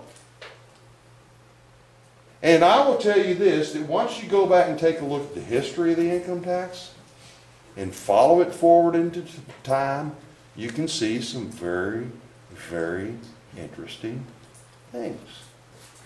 Now let me see if I may have created a file, and it may still be on this flash drive. It was on my computer that we're not using any longer. But I want everybody in this room to, oh, I got back out of this. Well, if I can hit close tabs, am I closing the HTML? I'll close You can tabs. hit the X on the. Okay.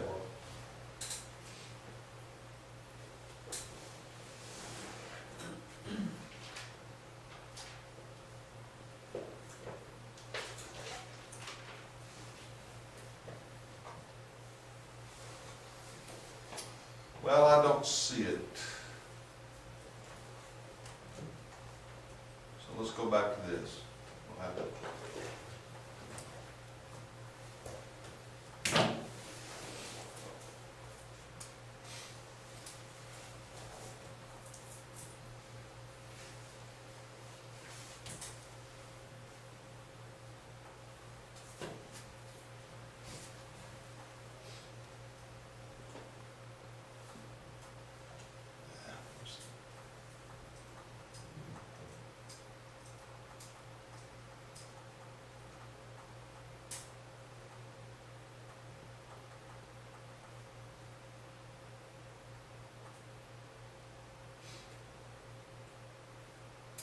Section 210 imposed the tax. You see that? Now this is the Revenue Act of 1918. Now a lot of people, if you're in the tax movement, you know, you'll find all these people going back to the 1913 Act. Well, the 1913 Act, if we pulled it up, in light of the time, I'm going to hit the highlights.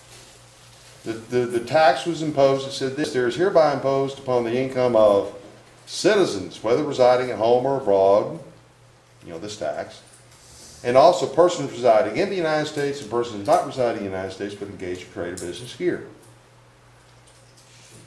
The United States Supreme Court came out with a decision in this Brewshaver case, Brewshaver against Union Pacific Railroad. And to me, that had a real impact. You know, when the court came along, when you had all the parties that were involved in that case were making this argument to the court, oh, well, you know, the 16th Amendment eliminates the enforcement requirement for one specific direct tax known as the income tax. Well, the Supreme Court didn't buy that. Justice White said, in essence, it's an excise tax. Well, you know, that had an impact upon what Congress did. And the 1916 Act, which is not the one we have on the screen, this is 1918. The 1916 Act imposed a tax. It didn't say citizens at home or citizens abroad. It said individuals, citizens or residents. But you take a look at right here, and can you see that it says that in lieu of? Okay, the 1916 Act, what it did is it repealed the 1913 Act, and then it imposed a tax.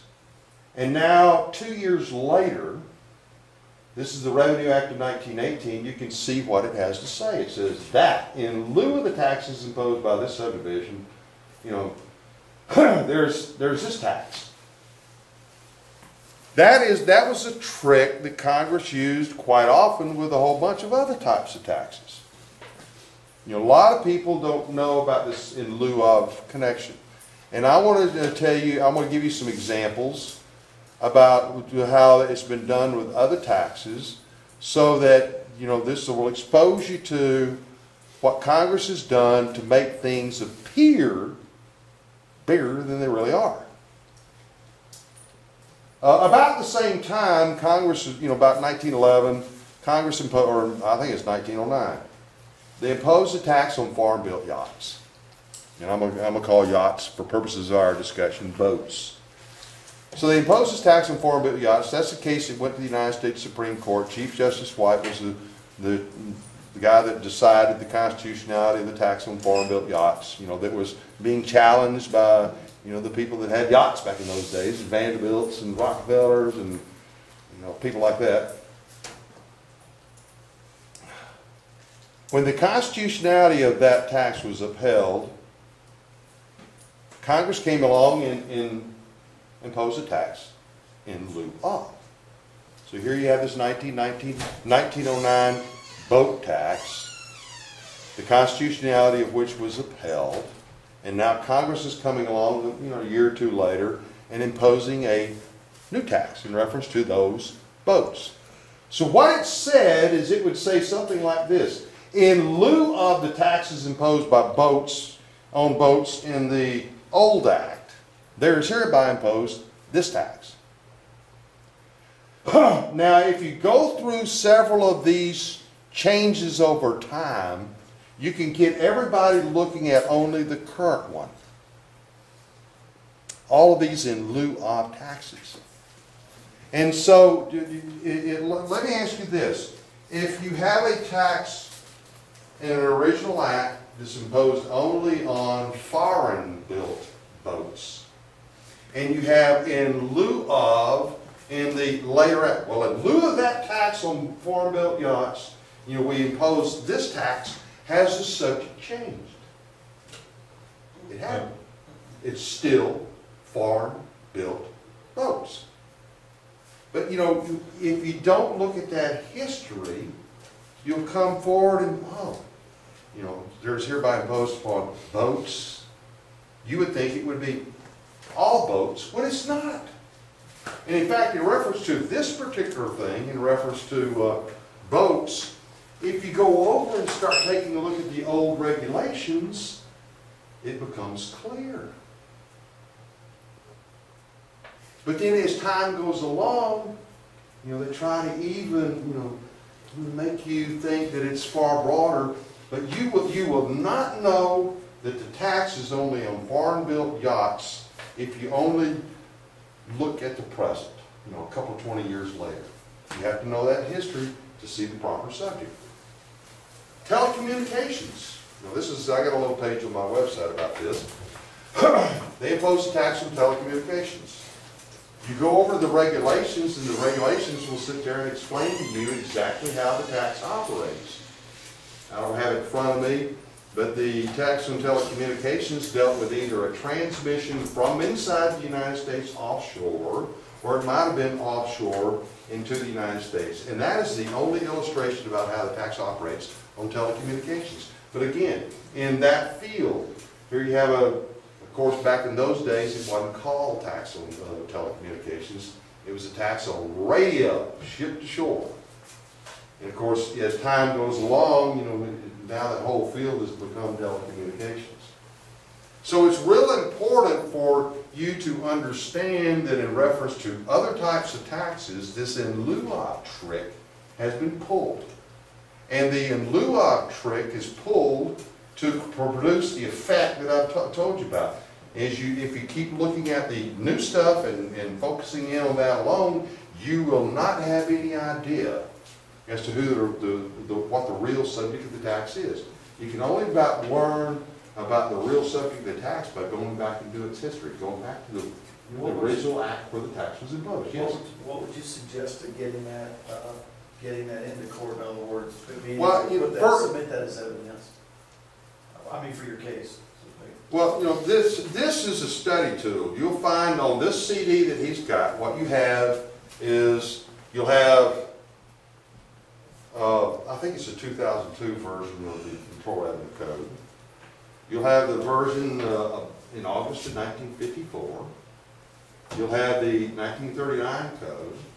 you'll have all these acts, Revenue Act of 1918, 21, 24, 26, 28, 32, 34, 36, 38. Those acts are on this disc, along with the regulations. Now, the regulations that appear on this disc right here, I'll tell you where they got started off. I went to several law libraries, and I personally sat down and photocopied those old regulations. You know, I made, you know, you'll find on this disc, you'll see that there are 2 pages. You know, when you're flipping dimes in the copying machine, but you're going to be making one set of regulations is 400 pages long. You're going to try to cut it down to only 200 dimes. So there are two pages per each copy. That's the way this started out, but then those have been converted to searchable text. So you will find on this disc right here, you will have not only the tax acts that are important, you know, the major tax acts, but you'll also have the regulations.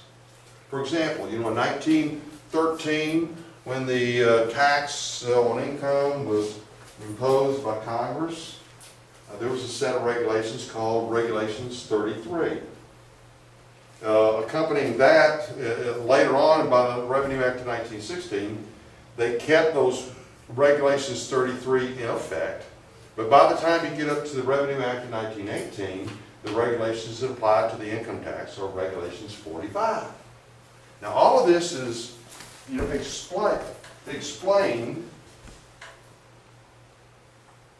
here. You know, I have virtually everything that is on this disc. All you have to do is open up, that you'll be getting this disc, you'll be opening up once you load it in your computer, save it to your hard drive so that all these links work, and now you can engage in study. So here you have for the Revenue Act of, you know, okay, this is 1917, had Regulations 33. Revenue Act of 1918 had Regulations 45, and incidentally there were 2 sets of regulations during that year. The Revenue Act of 1921, and you'll click on it and you'll have a reproduction, a text reproduction of the act. But here are the regulations. This isn't a text conversion, this is the actual set of regulations that have been made word searchable by Adobe. But as time goes along, the Revenue Act of 1924 has Regulation 65, the Revenue Act of 1926 has Reg 69. We can go down the page. And how is it utilized? What? How would that be relevant today when you're going back to show how to work a case? In light of the time, here it is one, we've killed a lot of time. I want to just kind of show you, I'll tell you, and I think that this is real important. I'm going to tell you, I thought we'd have the time to show you, but I want to just right now tell you, maybe we'll spend the time to do it. I think you should do it at the same time, Larry, because for me, when I'm looking at this and you tell me and stuff, I'm not getting it. Whereas if you click on it and show them exactly how they would do it at home, they will see it and you will explain it all at the same time and will actually remember. Now, this is just one thing. Here we are at the Revenue Act of 1918, and what is coming up, let me expand it. Let's go down to 210. Tax imposed. See what it says? It says in lieu of the taxes imposed by the 1916 Act, there is this tax on individuals. Okay, so what in 1918, in essence, where is the tax imposed? You find the tax imposed in this act, or is it the 1916 Act? It's actually imposed in 16. Right, and this is in lieu of. You have to go back further. No, now let's move forward. Let's move forward. There's a lot of. Well, I think the question that was originally trying to be asked you, Mr. Becraft, was in regards to offers of proof and judicial notice and getting the history of these statutes in the court. Well, you know, if you're going to brief it, you know, you'd have to sit down and write all this out. Right. But nobody is going to write all this out until you first learn it. And we're in that learning stage right now. Now here is the 21 Act.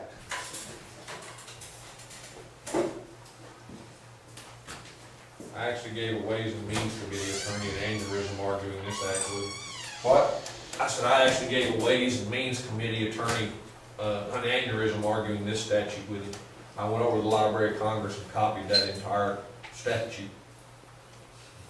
Well, now you know, this right here, you got it, you can just sit there and print it. But here's the point I want to make. Okay, now this is the Revenue Act of 21. What does it say? That in lieu of the tax imposed by Section 2 of the Revenue Act of 1918. Yeah. Oh, really? Are we now in this in lieu of stuff? So let's move forward into time. So the 21 was in lieu of the 1918, which was in lieu of the 1916. So let's move forward to 24.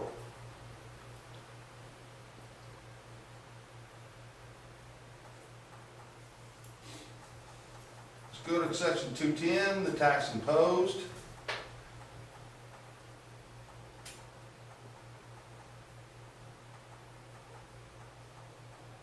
I had this in one file, but it's on my laptop. So here we got tax imposed, section 210, in lieu of the tax imposed by the 21 Act. 21 was in lieu of 18. So here we are, this is 24 was in lieu of the 21, 21 was in lieu of the 1918, 1918 was in lieu of the 1916. See how it all connects together? In 1960. And do you see now, you know, now they're talking about this individual. Well, is the individual the same as, you know, is it any different from the one in 1918 or 1916? Nope.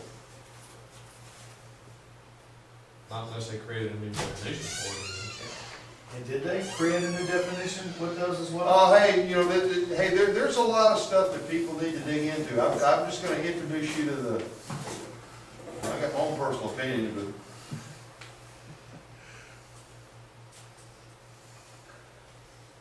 So what is it saying right now? 2011? we're gonna get into that. Probably your cat, dog, and everybody else. It's taxable. If it moves, tax it. Well, you notice that last one introduced wages, salaries, and so forth, which the previous ones had not. Oh. There's an attempt to define income, but it lost it because only the original 16th Amendment could, you know, introduce the concept of income. Yeah, they're And trying the to question is, change, what did it mean at that time? they're trying to change the application and applicability of the statute through amendment only rather than reenactment, which in Texas, our legislature is forbidden to do that. Let's move on. Here, this is the 1926 Act. Here's tax imposed. And lieu of the tax imposed by Section 210 of the Revenue Act of 1924. So in 1926, the taxes imposed in lieu of the 24, 24 was in lieu of the 21, 21 was in lieu of the 1918, 1918 was in lieu of the 1916. Are you beginning to see the picture? Okay. We got it, we got it. Oh, and now here, let's move forward to 1928. And see. Oh, come on, let's not go through every single one of them. Well, this is important. We got it. Now whereas all the acts were similar in nature, now they change things. And now this becomes a structure for the 39 code. And now the tax is imposed in section 11. Now what does it say? There shall be, what? So Is that in lieu of? that's faulty on its face. Is it in lieu of? What? Correct. Huh? That's. There shall be levied, collected, and paid on the What? net income of every individual. So now no one's looking back when, No, yeah, all they that's right. did was they took the in lieu of feature out of the tax imposed and they stuck it over here in section 63. Oh my goodness. You'd never be able to find it. I mean, Well, that's the whole point. Yeah. The That's, data mining is how you find it. this is nuts. I mean, it's. No, it's not nuts. No, It's a this is conspiracy. politics. Wait, it's subject matter jurisdiction creep. Right. okay. So whereas in the past, this in lieu of feature had been in the section itself of tax imposed, guess what? look what They stick it over here. They carve it out, Yeah. stick it Miscellaneous way over provisions. here. Miscellaneous provisions, oh, by the way, That's really familiar with what, and I don't mean to go off topic or anything like that, but it's really familiar with what he had brought up in his transportation class as well, something similar to that, to where, whatever provision it was that we were responsible for, in other words, they took it out and did this Yeah. exact same thing. Yeah. And that's That's the reason why the history of law is so blooming important. You gotta take one, it's in para materia with each other. You go back, you take your old, laws that relate to driving, trace it back to its source, start off at the source and move forward into time and see the changes that they made. And has anything really changed? No. But here you have this. This is 1939, I'm sorry. No, this is 28. 28. Okay, then Congress settles down for a complete 4 years. And the next major act, of course they do amendments in the interim, but the Revenue Act of 32 is the next biggie. And all this is on your CD, correct? Yeah. Okay. Just sit back and just, remember this little point. It's just so much. But hey, but let me just tell you, there's a lot. Okay, section 11. So here you are in 1932. You're an accountant. You just got out of school. You're going to do tax work. What do? Oh, well, I'll take a look at. Now, at this stage, they have Title 26 in the U.S. Code. And when you go over and take a look at it, it's basically the two acts. This in 32, it would have the 28 Act with it. But you'd sit there and, oh, there's your right levy.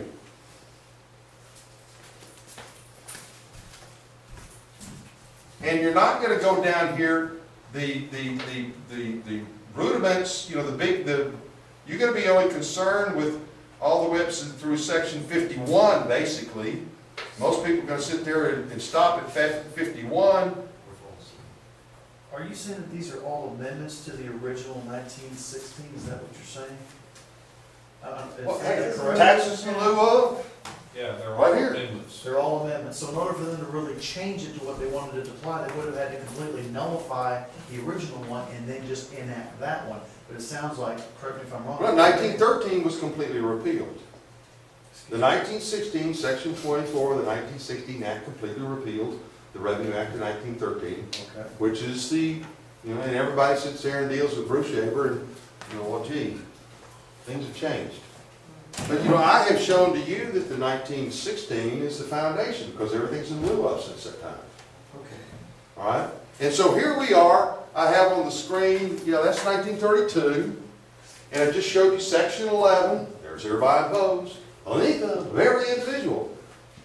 And if you just graduated, 1931 from some college and you're a CPA and you're going to turn, well, you're going to turn to section 11. There it is. And do people go down to section 63? No. See what I'm talking about in lieu of? Now let's move over to, we're at, this is 32. Let's go to 34. This is the format for the 39 code. I may have gone a little bit too fast here on the pull up. You connected the dots, basically. Okay, here's section 11. You think the accountants are going to sit there, unless they sat down and looked at the whole thing, they're going to, And most people do not sit down and actually study in detail law. The whole system does that. Your IRS people, your judges, your prosecutors. Prosecutors tell me, hey, they don't know anything about tax law. When most lawyers are not going to take any tax in school, but I did. I had two semesters of it. Here it is, May of whatever years it was, probably 1975. When I walked out of that final exam in tax, where you learn the basics, you learn about the code. What went through my mind is, like 99% of the other lawyers, when they're walking out of that last exam in tax, I'm not going to do this time. No way in hell! And that's the attitude. And for the lawyers, they don't want a damn thing to do with tax. They've already been They have learned the hard way. You don't want to mess with that stuff. It's crazy. And that's the reason why your accountants and your lawyers, unless you're an accountant and you're wanting to do a whole bunch of tax work, the lawyer's not going to touch this stuff with a 10-foot pole. It's a whole lot easier to, sue people in civil cases. It's a whole lot easier to, defend people charged with crimes. Is Joseph Bannister using this in the stuff he's doing with his accounting business?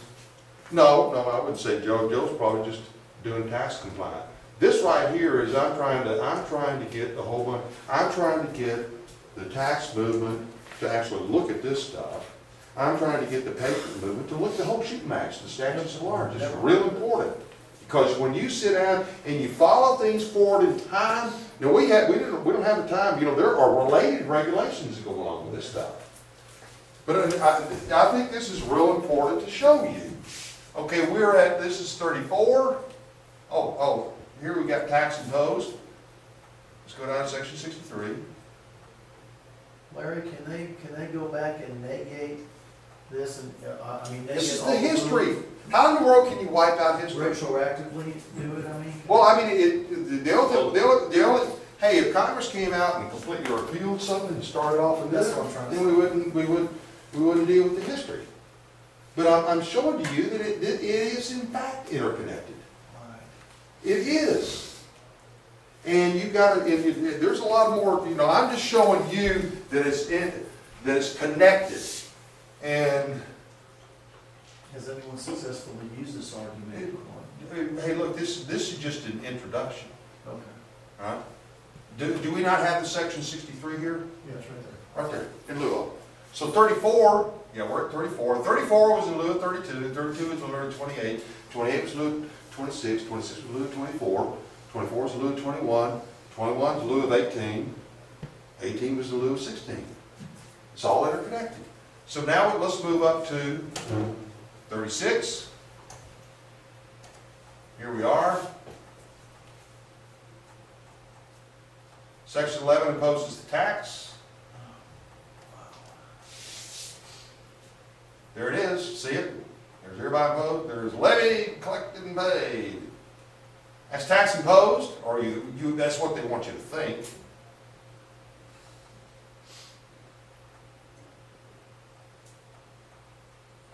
You notice though it's directive upon officials. It doesn't say anything about individuals being obligated to file or pay. And there's a lieu of, right?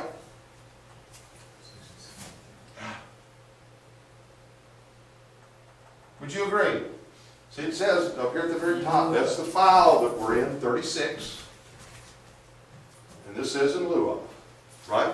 What year did they take that out and just put it in? Hey, I'm going to show you here in a minute. And this is just the most obvious stuff. I want to know this stuff. Okay, now let's go to 38, which is right before the 39 code.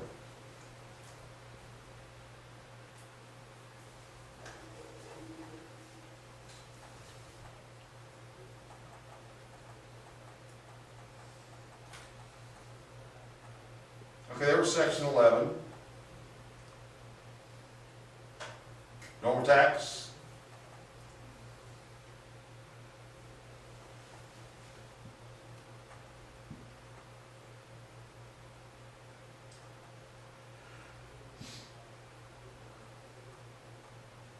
It's taking a little bit longer to get to 63. Yeah, they get a little bit longer. Bigger and bigger. All right.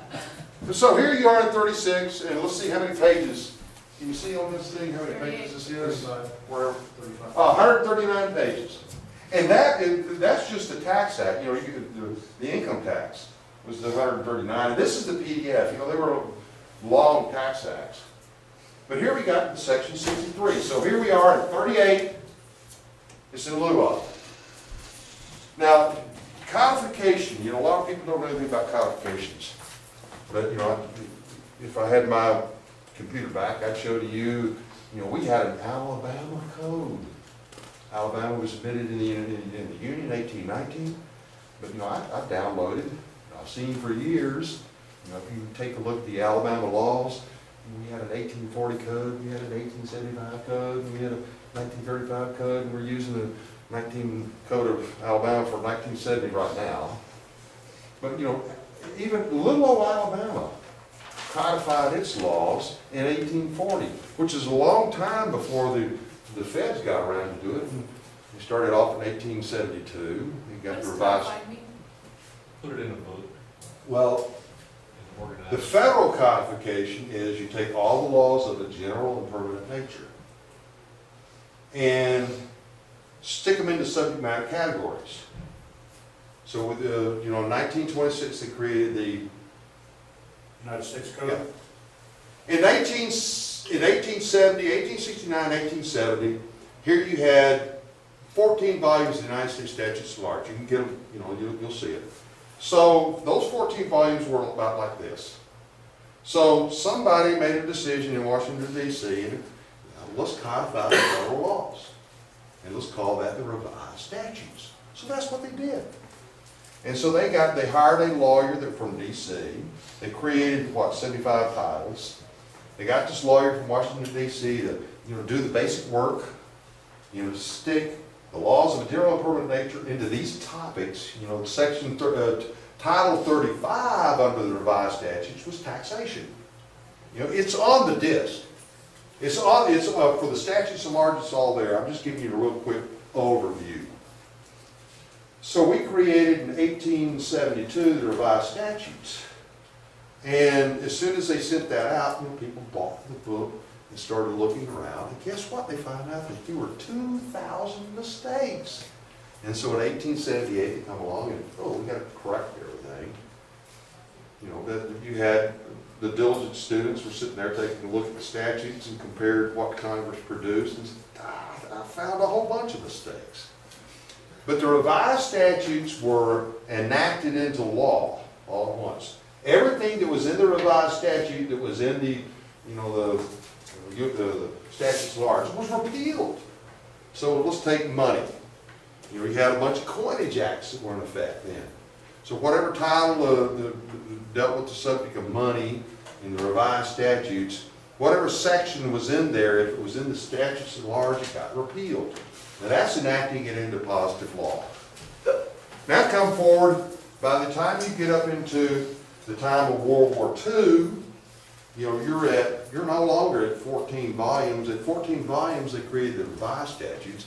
By the time you get into, you know, 1918, 1919, you're at volumes 40 and volumes 41. You got a whole lot more that's been enacted. So Colonel Little, he was a, you know, obviously he was a colonel during World War I because his name was Colonel Little. But Colonel Little and a whole bunch of other people said, we got to do it all over again. So what they did this time and created the present 50 titles. You know, they enacted a law to create the 50 titles. And those 50 titles, and again, you know, if you get all the statutes at large, the 1926 version of the U.S. Code, it all fit into one volume. It's on that disk. Or it's not on that disk, it's in that hard drive. If you have DVDs, it takes 3 DVDs to put all the statutes at large on there. But in 20, 21, 22, this Colonel Little said, let's create the new, you know, a new code. And so that's what they did. Now I think it was the Senate, you know, this is 20 years ago I was digging into this stuff. Maybe it might not be all that accurate. But I think it was the Senate that voted the first time around to, you know, made the bill. Here we got the 50 titles, and we're going to enact it into positive law.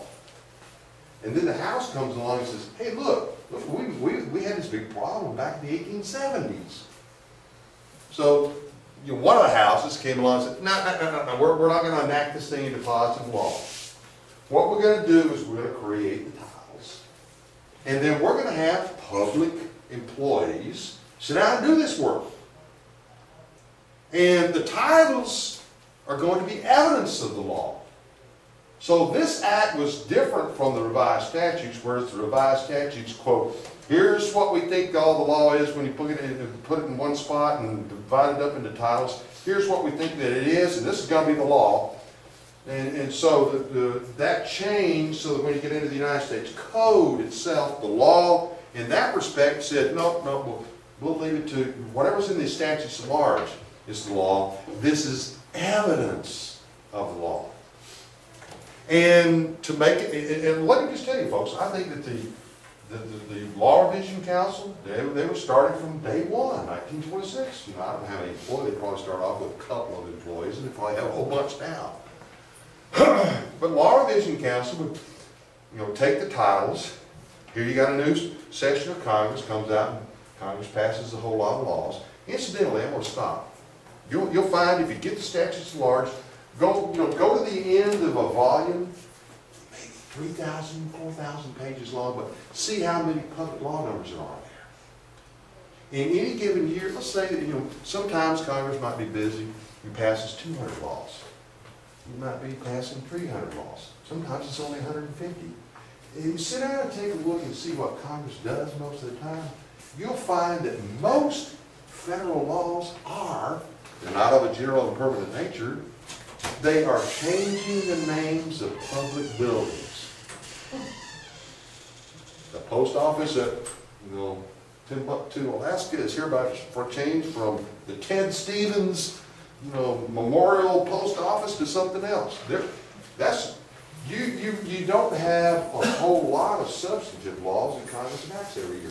Hey, but when they do, they're 1,000 pages or 1,500 pages. You know, they got some numbers. But you know, I think it's real important for people to actually have a good working knowledge of just little points like that. You know, how many laws does Congress pass? You got them all. You can load it all onto your hard drive. But getting back to the titles, what you have in the way of titles, they are evidence of the law, at least starting off. And the Law Revision Council would take any new laws. If they amended something in the, you know, some title, they would bring out the amendment. You know, they insert it in there. Now, if you don't like the way it looks that the public employees did in the way of producing a section of some title, then you're free to go back, because they have these little annotations at the end of the section. You know, this was enacted in, you know, 48 Stat, page 583. It was amended here, amended there. You're free to go back and check it out. You know, I've done that, and I will say that what you see in black and white in the U.S. Code is accurate. Now, over time, starting in the 40s, they came along, and here they got a whole bunch of people, the legal industry, the people that works for the government, that works for Congress. You know, they've been looking at all these titles that started off, you know, at the very beginning, there was just merely evidence of the law. And let's move forward to say like 1948. You know, Congress wants to enact some of these things into positive law. They've had 20, 30 years they've been looking at this stuff, and dang, we got it down, it's accurate. So you will find specific acts like 1948, Congress came along and for Title 18, which is the criminal code, you know, they said, we think this thing is accurate, so we're going to enact this title into positive law. And this is where a lot of patriots don't have a conception of this. They come along and they take a look at the flyer and see, positive law sections, and then no asterisk by the ones that are not.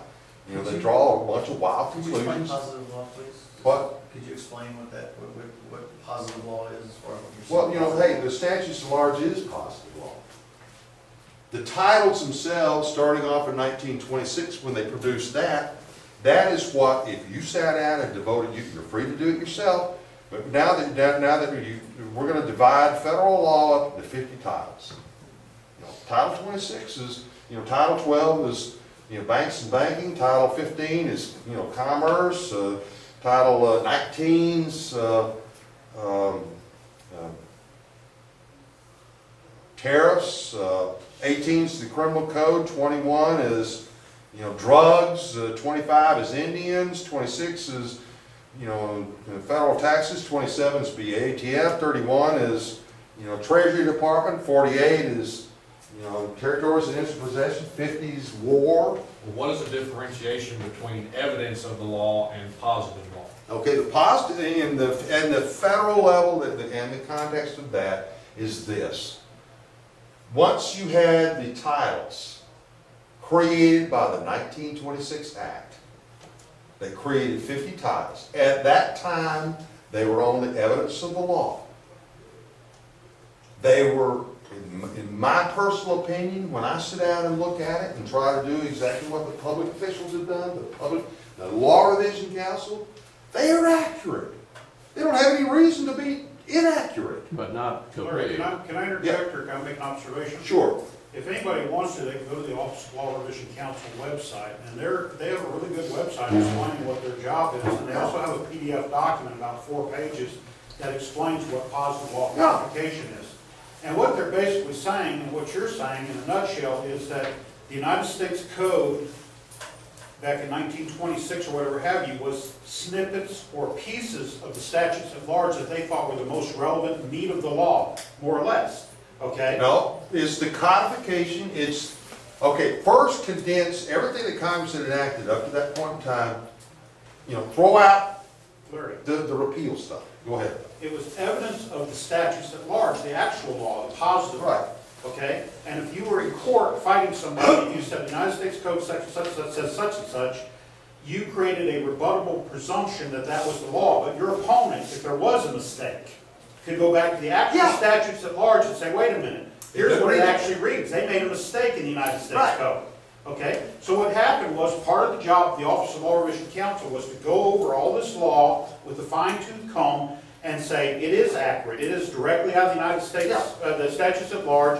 They said what they mean and submit it to Congress in order for Congress to reenact it as a positive law statute, in which case that law is unarguable. It's not a rebuttable presumption, it is positive law. Yeah, it is the law at that point. And there are a lot of titles that have been enacted into positive law. Roughly half, or just a little bit less than half. Title 26 has not been enacted into positive law. Well, there's no way, based on this, there's no way you can codify Title 26. In one section, I don't have it memorized, but in one section of Title I, it actually talks about how the unenacted titles are prima facie evidence of the law, but a title that's been enacted, the United States Code as positive law, is the law. It's in Title I. It talks about the duties of Office of Law Revision Council, and it talks about the meaning of positive law versus non-positive law. You can't go to the United States Code and immediately see which is which. What you have when you read the USC is only evidence of the statutes. I won't say law because they may not be constitutional. I've got an explanation for this over my website. Read that. But if you go to We've only got less than 30 minutes. If you go to the Office of Law Revision Council website and read their website and look at their explanation, it's very, easy. Yeah, and wouldn't you agree that all this talk about the titles is what floats around in the movement is completely incorrect. I want to make here we're up to 1938. We got in lieu of. Now, what Congress did in 1939 was to codify. You had tax acts on white phosphorus matches, tires over 40 pounds, chassis, milk, field cheese. They were scattered, estates and gifts. They were scattered throughout all these blooming sections of the statutes at large. So Congress made a decision in 1939 to stick it in one spot, in one law, to codify internal revenue laws. And so that's what they did in 1939. Well, the income tax came straight out of the 38 Act. Or most of it. See, in 1928, you had the format of the 39 Code. So here you have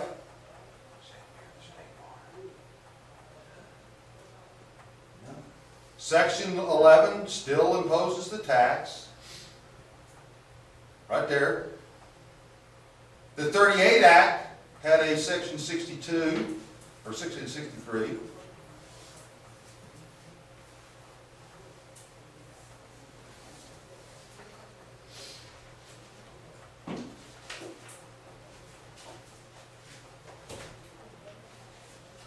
section 63 now? Statistics. Everything that was in the 39 code that came from some other act repealed that section of the other act.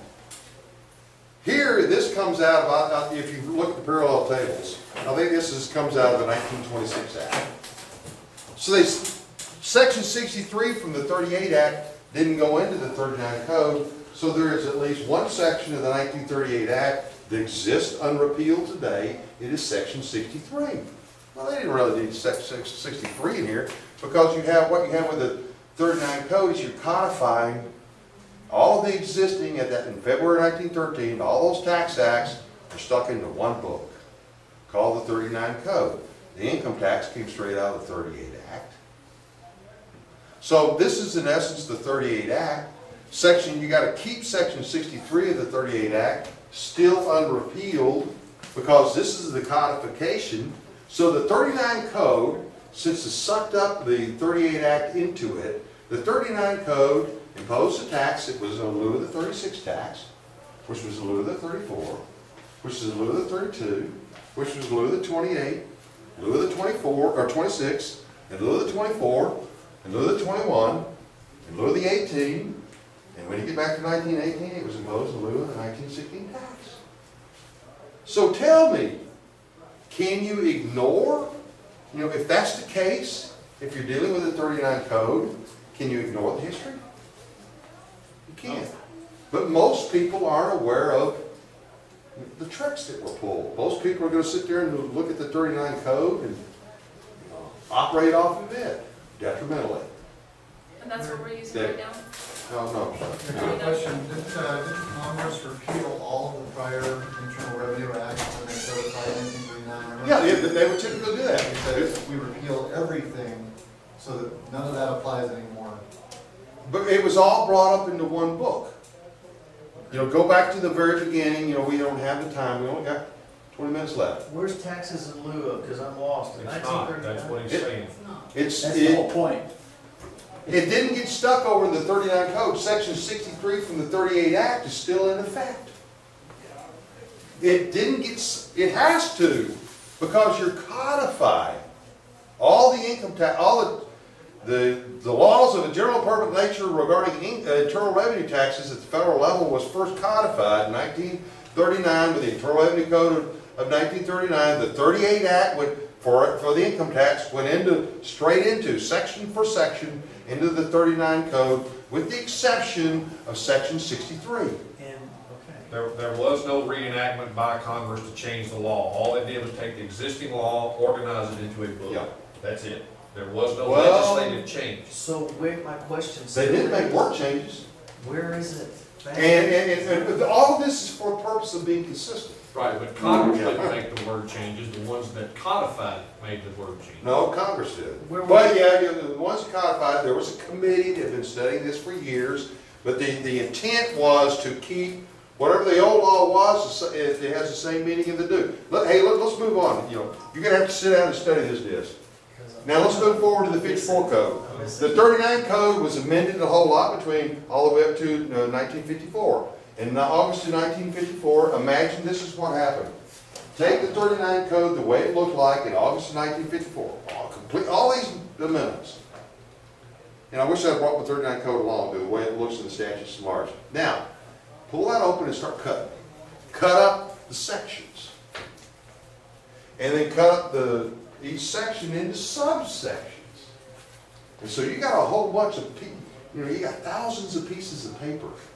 And now shuffle it.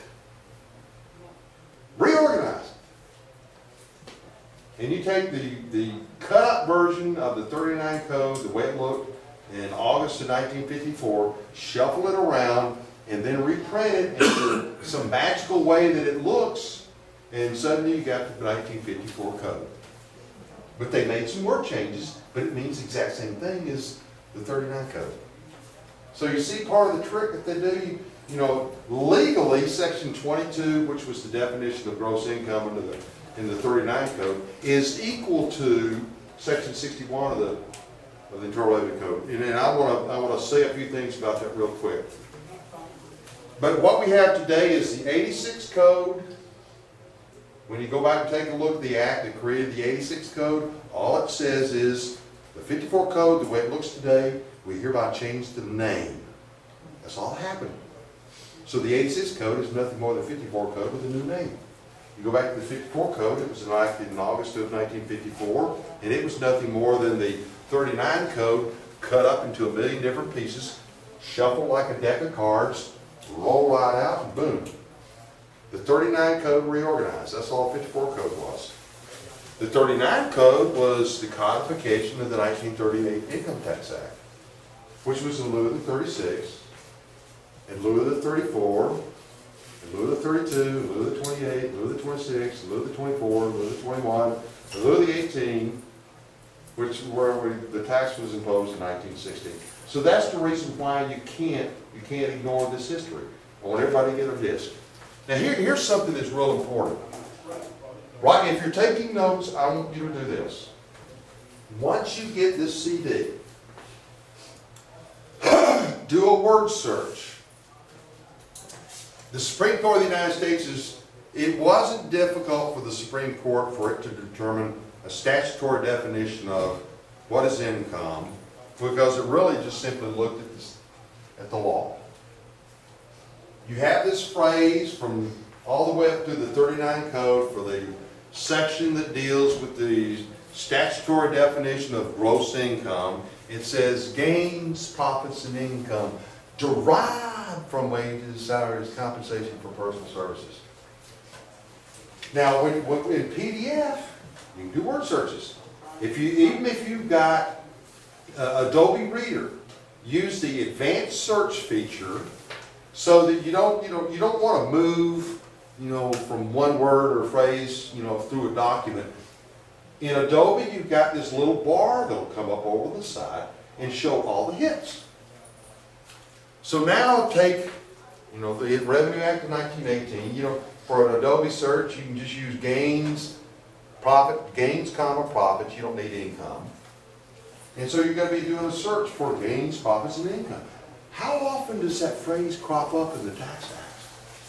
I want you to look at that. Which phrase? Gains and profits, which is a phrase, a part. You don't need to type in the whole thing. It's a whole lot easier to use 2 words in a search than a string. You may get a few more hits, but there's a pattern. Gains, profits, and income.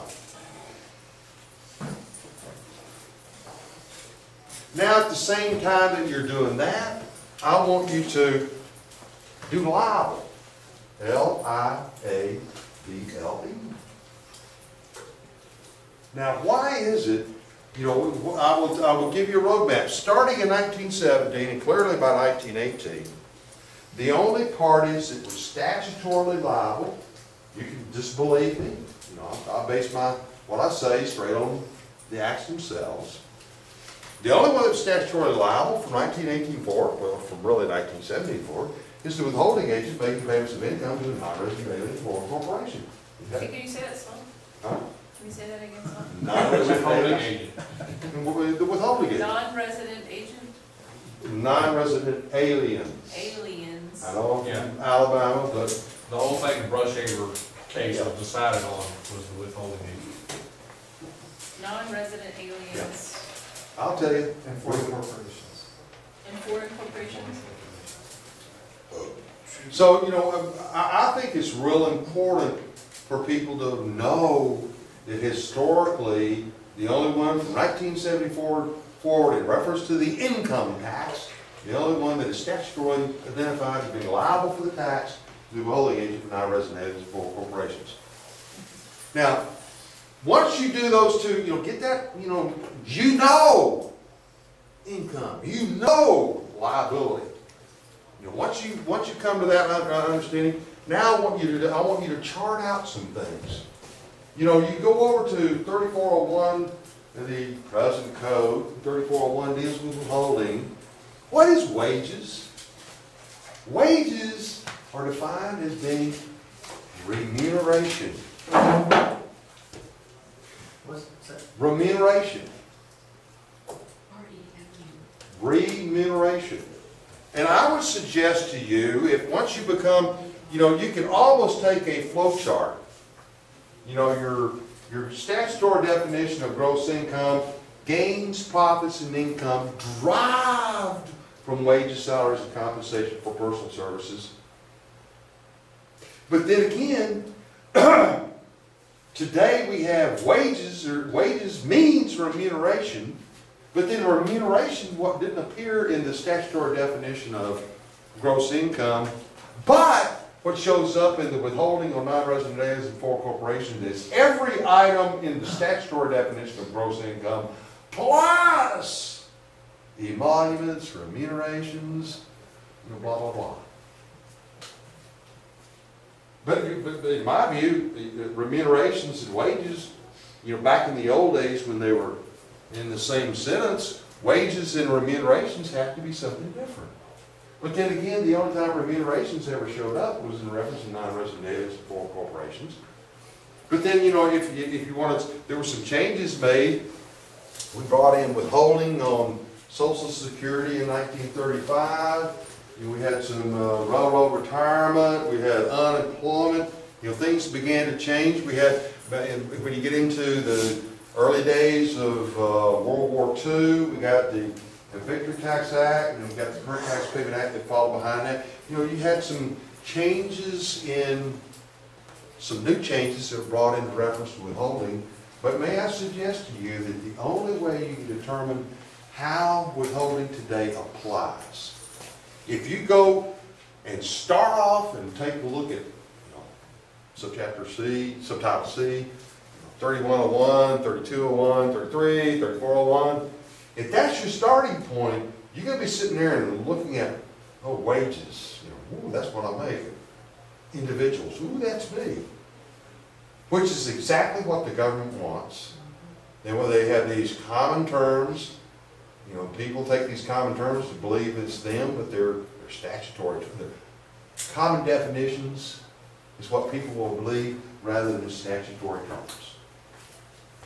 And the only way you're going to the only way you can determine, and it's a methodical process to go through and sit down. It's not something you can't do it in one evening. It may take you several months to go through this process, and that's what the government counts on. But once you go through the process of history, hey, there's some things you will learn. Larry, it sounds Do liable. Do gains and profits, do remunerations, and there's, we're being screwed. Isn't wages and income also defined? What? Wages and income is also specifically defined, right? Well, once you sit out, what are fringe benefits? You know what fringe benefits are? employee, employer, all defined by the code. Yeah. Well, you have, in section 22 of the 39 code is equal to section 61, gross income under the 54 code and the 86 code. But here you have, remind, legally, they mean the same. But we move from gross income means gains, profits, and income derived from wages, salaries, and compensation for services. To, this is the equal of that. Gross income means all income, including the following items. A, compensation for services, including fees, commissions, and similar items, rents, dividends, royalties, blah, blah, blah, blah, blah. Now that is equal to section 22 of the 39 code. But if you go back into the old regulations, which are on this disc, you find out what compensation for personal services is. And then what you find back, when Congress was using the phrase compensation for personal services, reference to non-resident aliens and foreign corporations back in 1918, don't think that the Bureau of Internal Revenue didn't sit down and think about what that term meant. Which was different from, in that context, wages. And once you see the definition of compensation for personal services in the old stuff, take a look at the new stuff, it's basically the same thing. But then there's a difference between, they used to tax net income under the old stuff, and the 54 code comes along and only deals with taxable income. You know, why have you got from the definition of wages in section 22, why is that not included in section 61 of the Tort Code? There are, you know, and all of this is done, it's very subtle, and if you look at the present, you will never see the subtle things that were done historically. It's a lot of work. Yeah. But it's not impossible. It may be a lot of work, but I guarantee you, if we have, you know, we've had, I've been involved in this movement since 1979. And I've seen a lot of people come into this movement, and I've seen a lot of people go.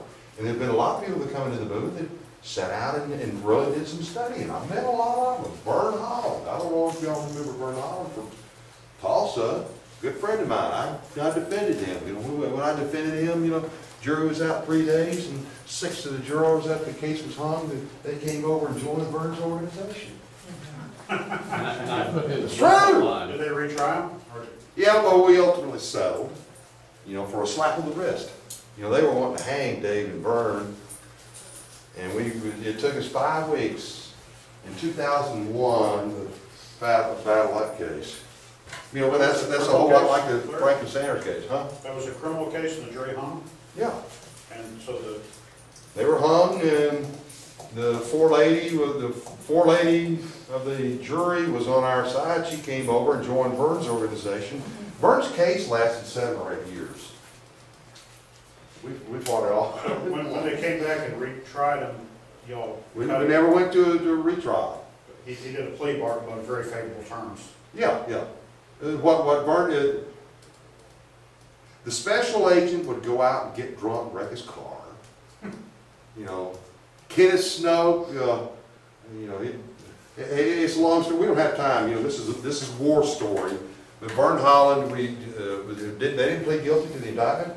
We opened up and pled guilty to failure to file, and the statute of limitations had already run. And we waived statute of limitations. That's the way we get the David Burns case, because nobody wanted that. And did they give him probation? You know, yeah. And to hang around a case for 7 or 8 years, and it stinks worse than your smelliest socks. Vern's book is online. I have it Yeah. on my website. You ever think? Hey, about look, writing a it's book? 2 o'clock. Here's what I wanted to pull together this crowd, and I'm glad we had these people come to this room.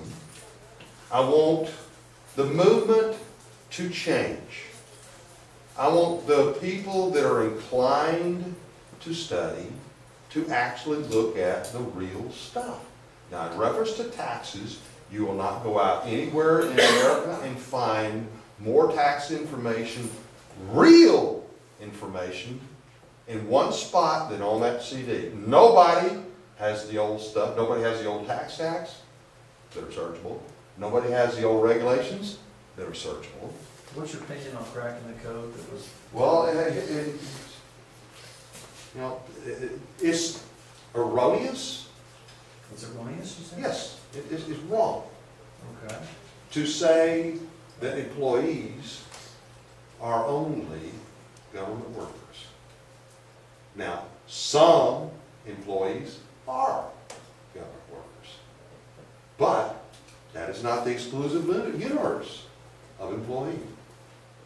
You will, if you go back and take a look at, that's the reason why the old tax acts, you know, it's all in one spot. You know, if you've got Adobe, or if you don't, just print it out. Find withholding on employees in the old tax acts. Find the page, print it out, poke holes in it, stick the notebook, line through it yellow. Put, you know, start off Revenue Act 1918, do that. Go over to Regs 45, you know, and you can do word So, Larry, do searches. you think most Americans owe income tax? No, Okay. the income tax is completely misapplied. So most Americans don't owe income tax, in your opinion? The income tax applies outside the United States, where enforcement doesn't apply.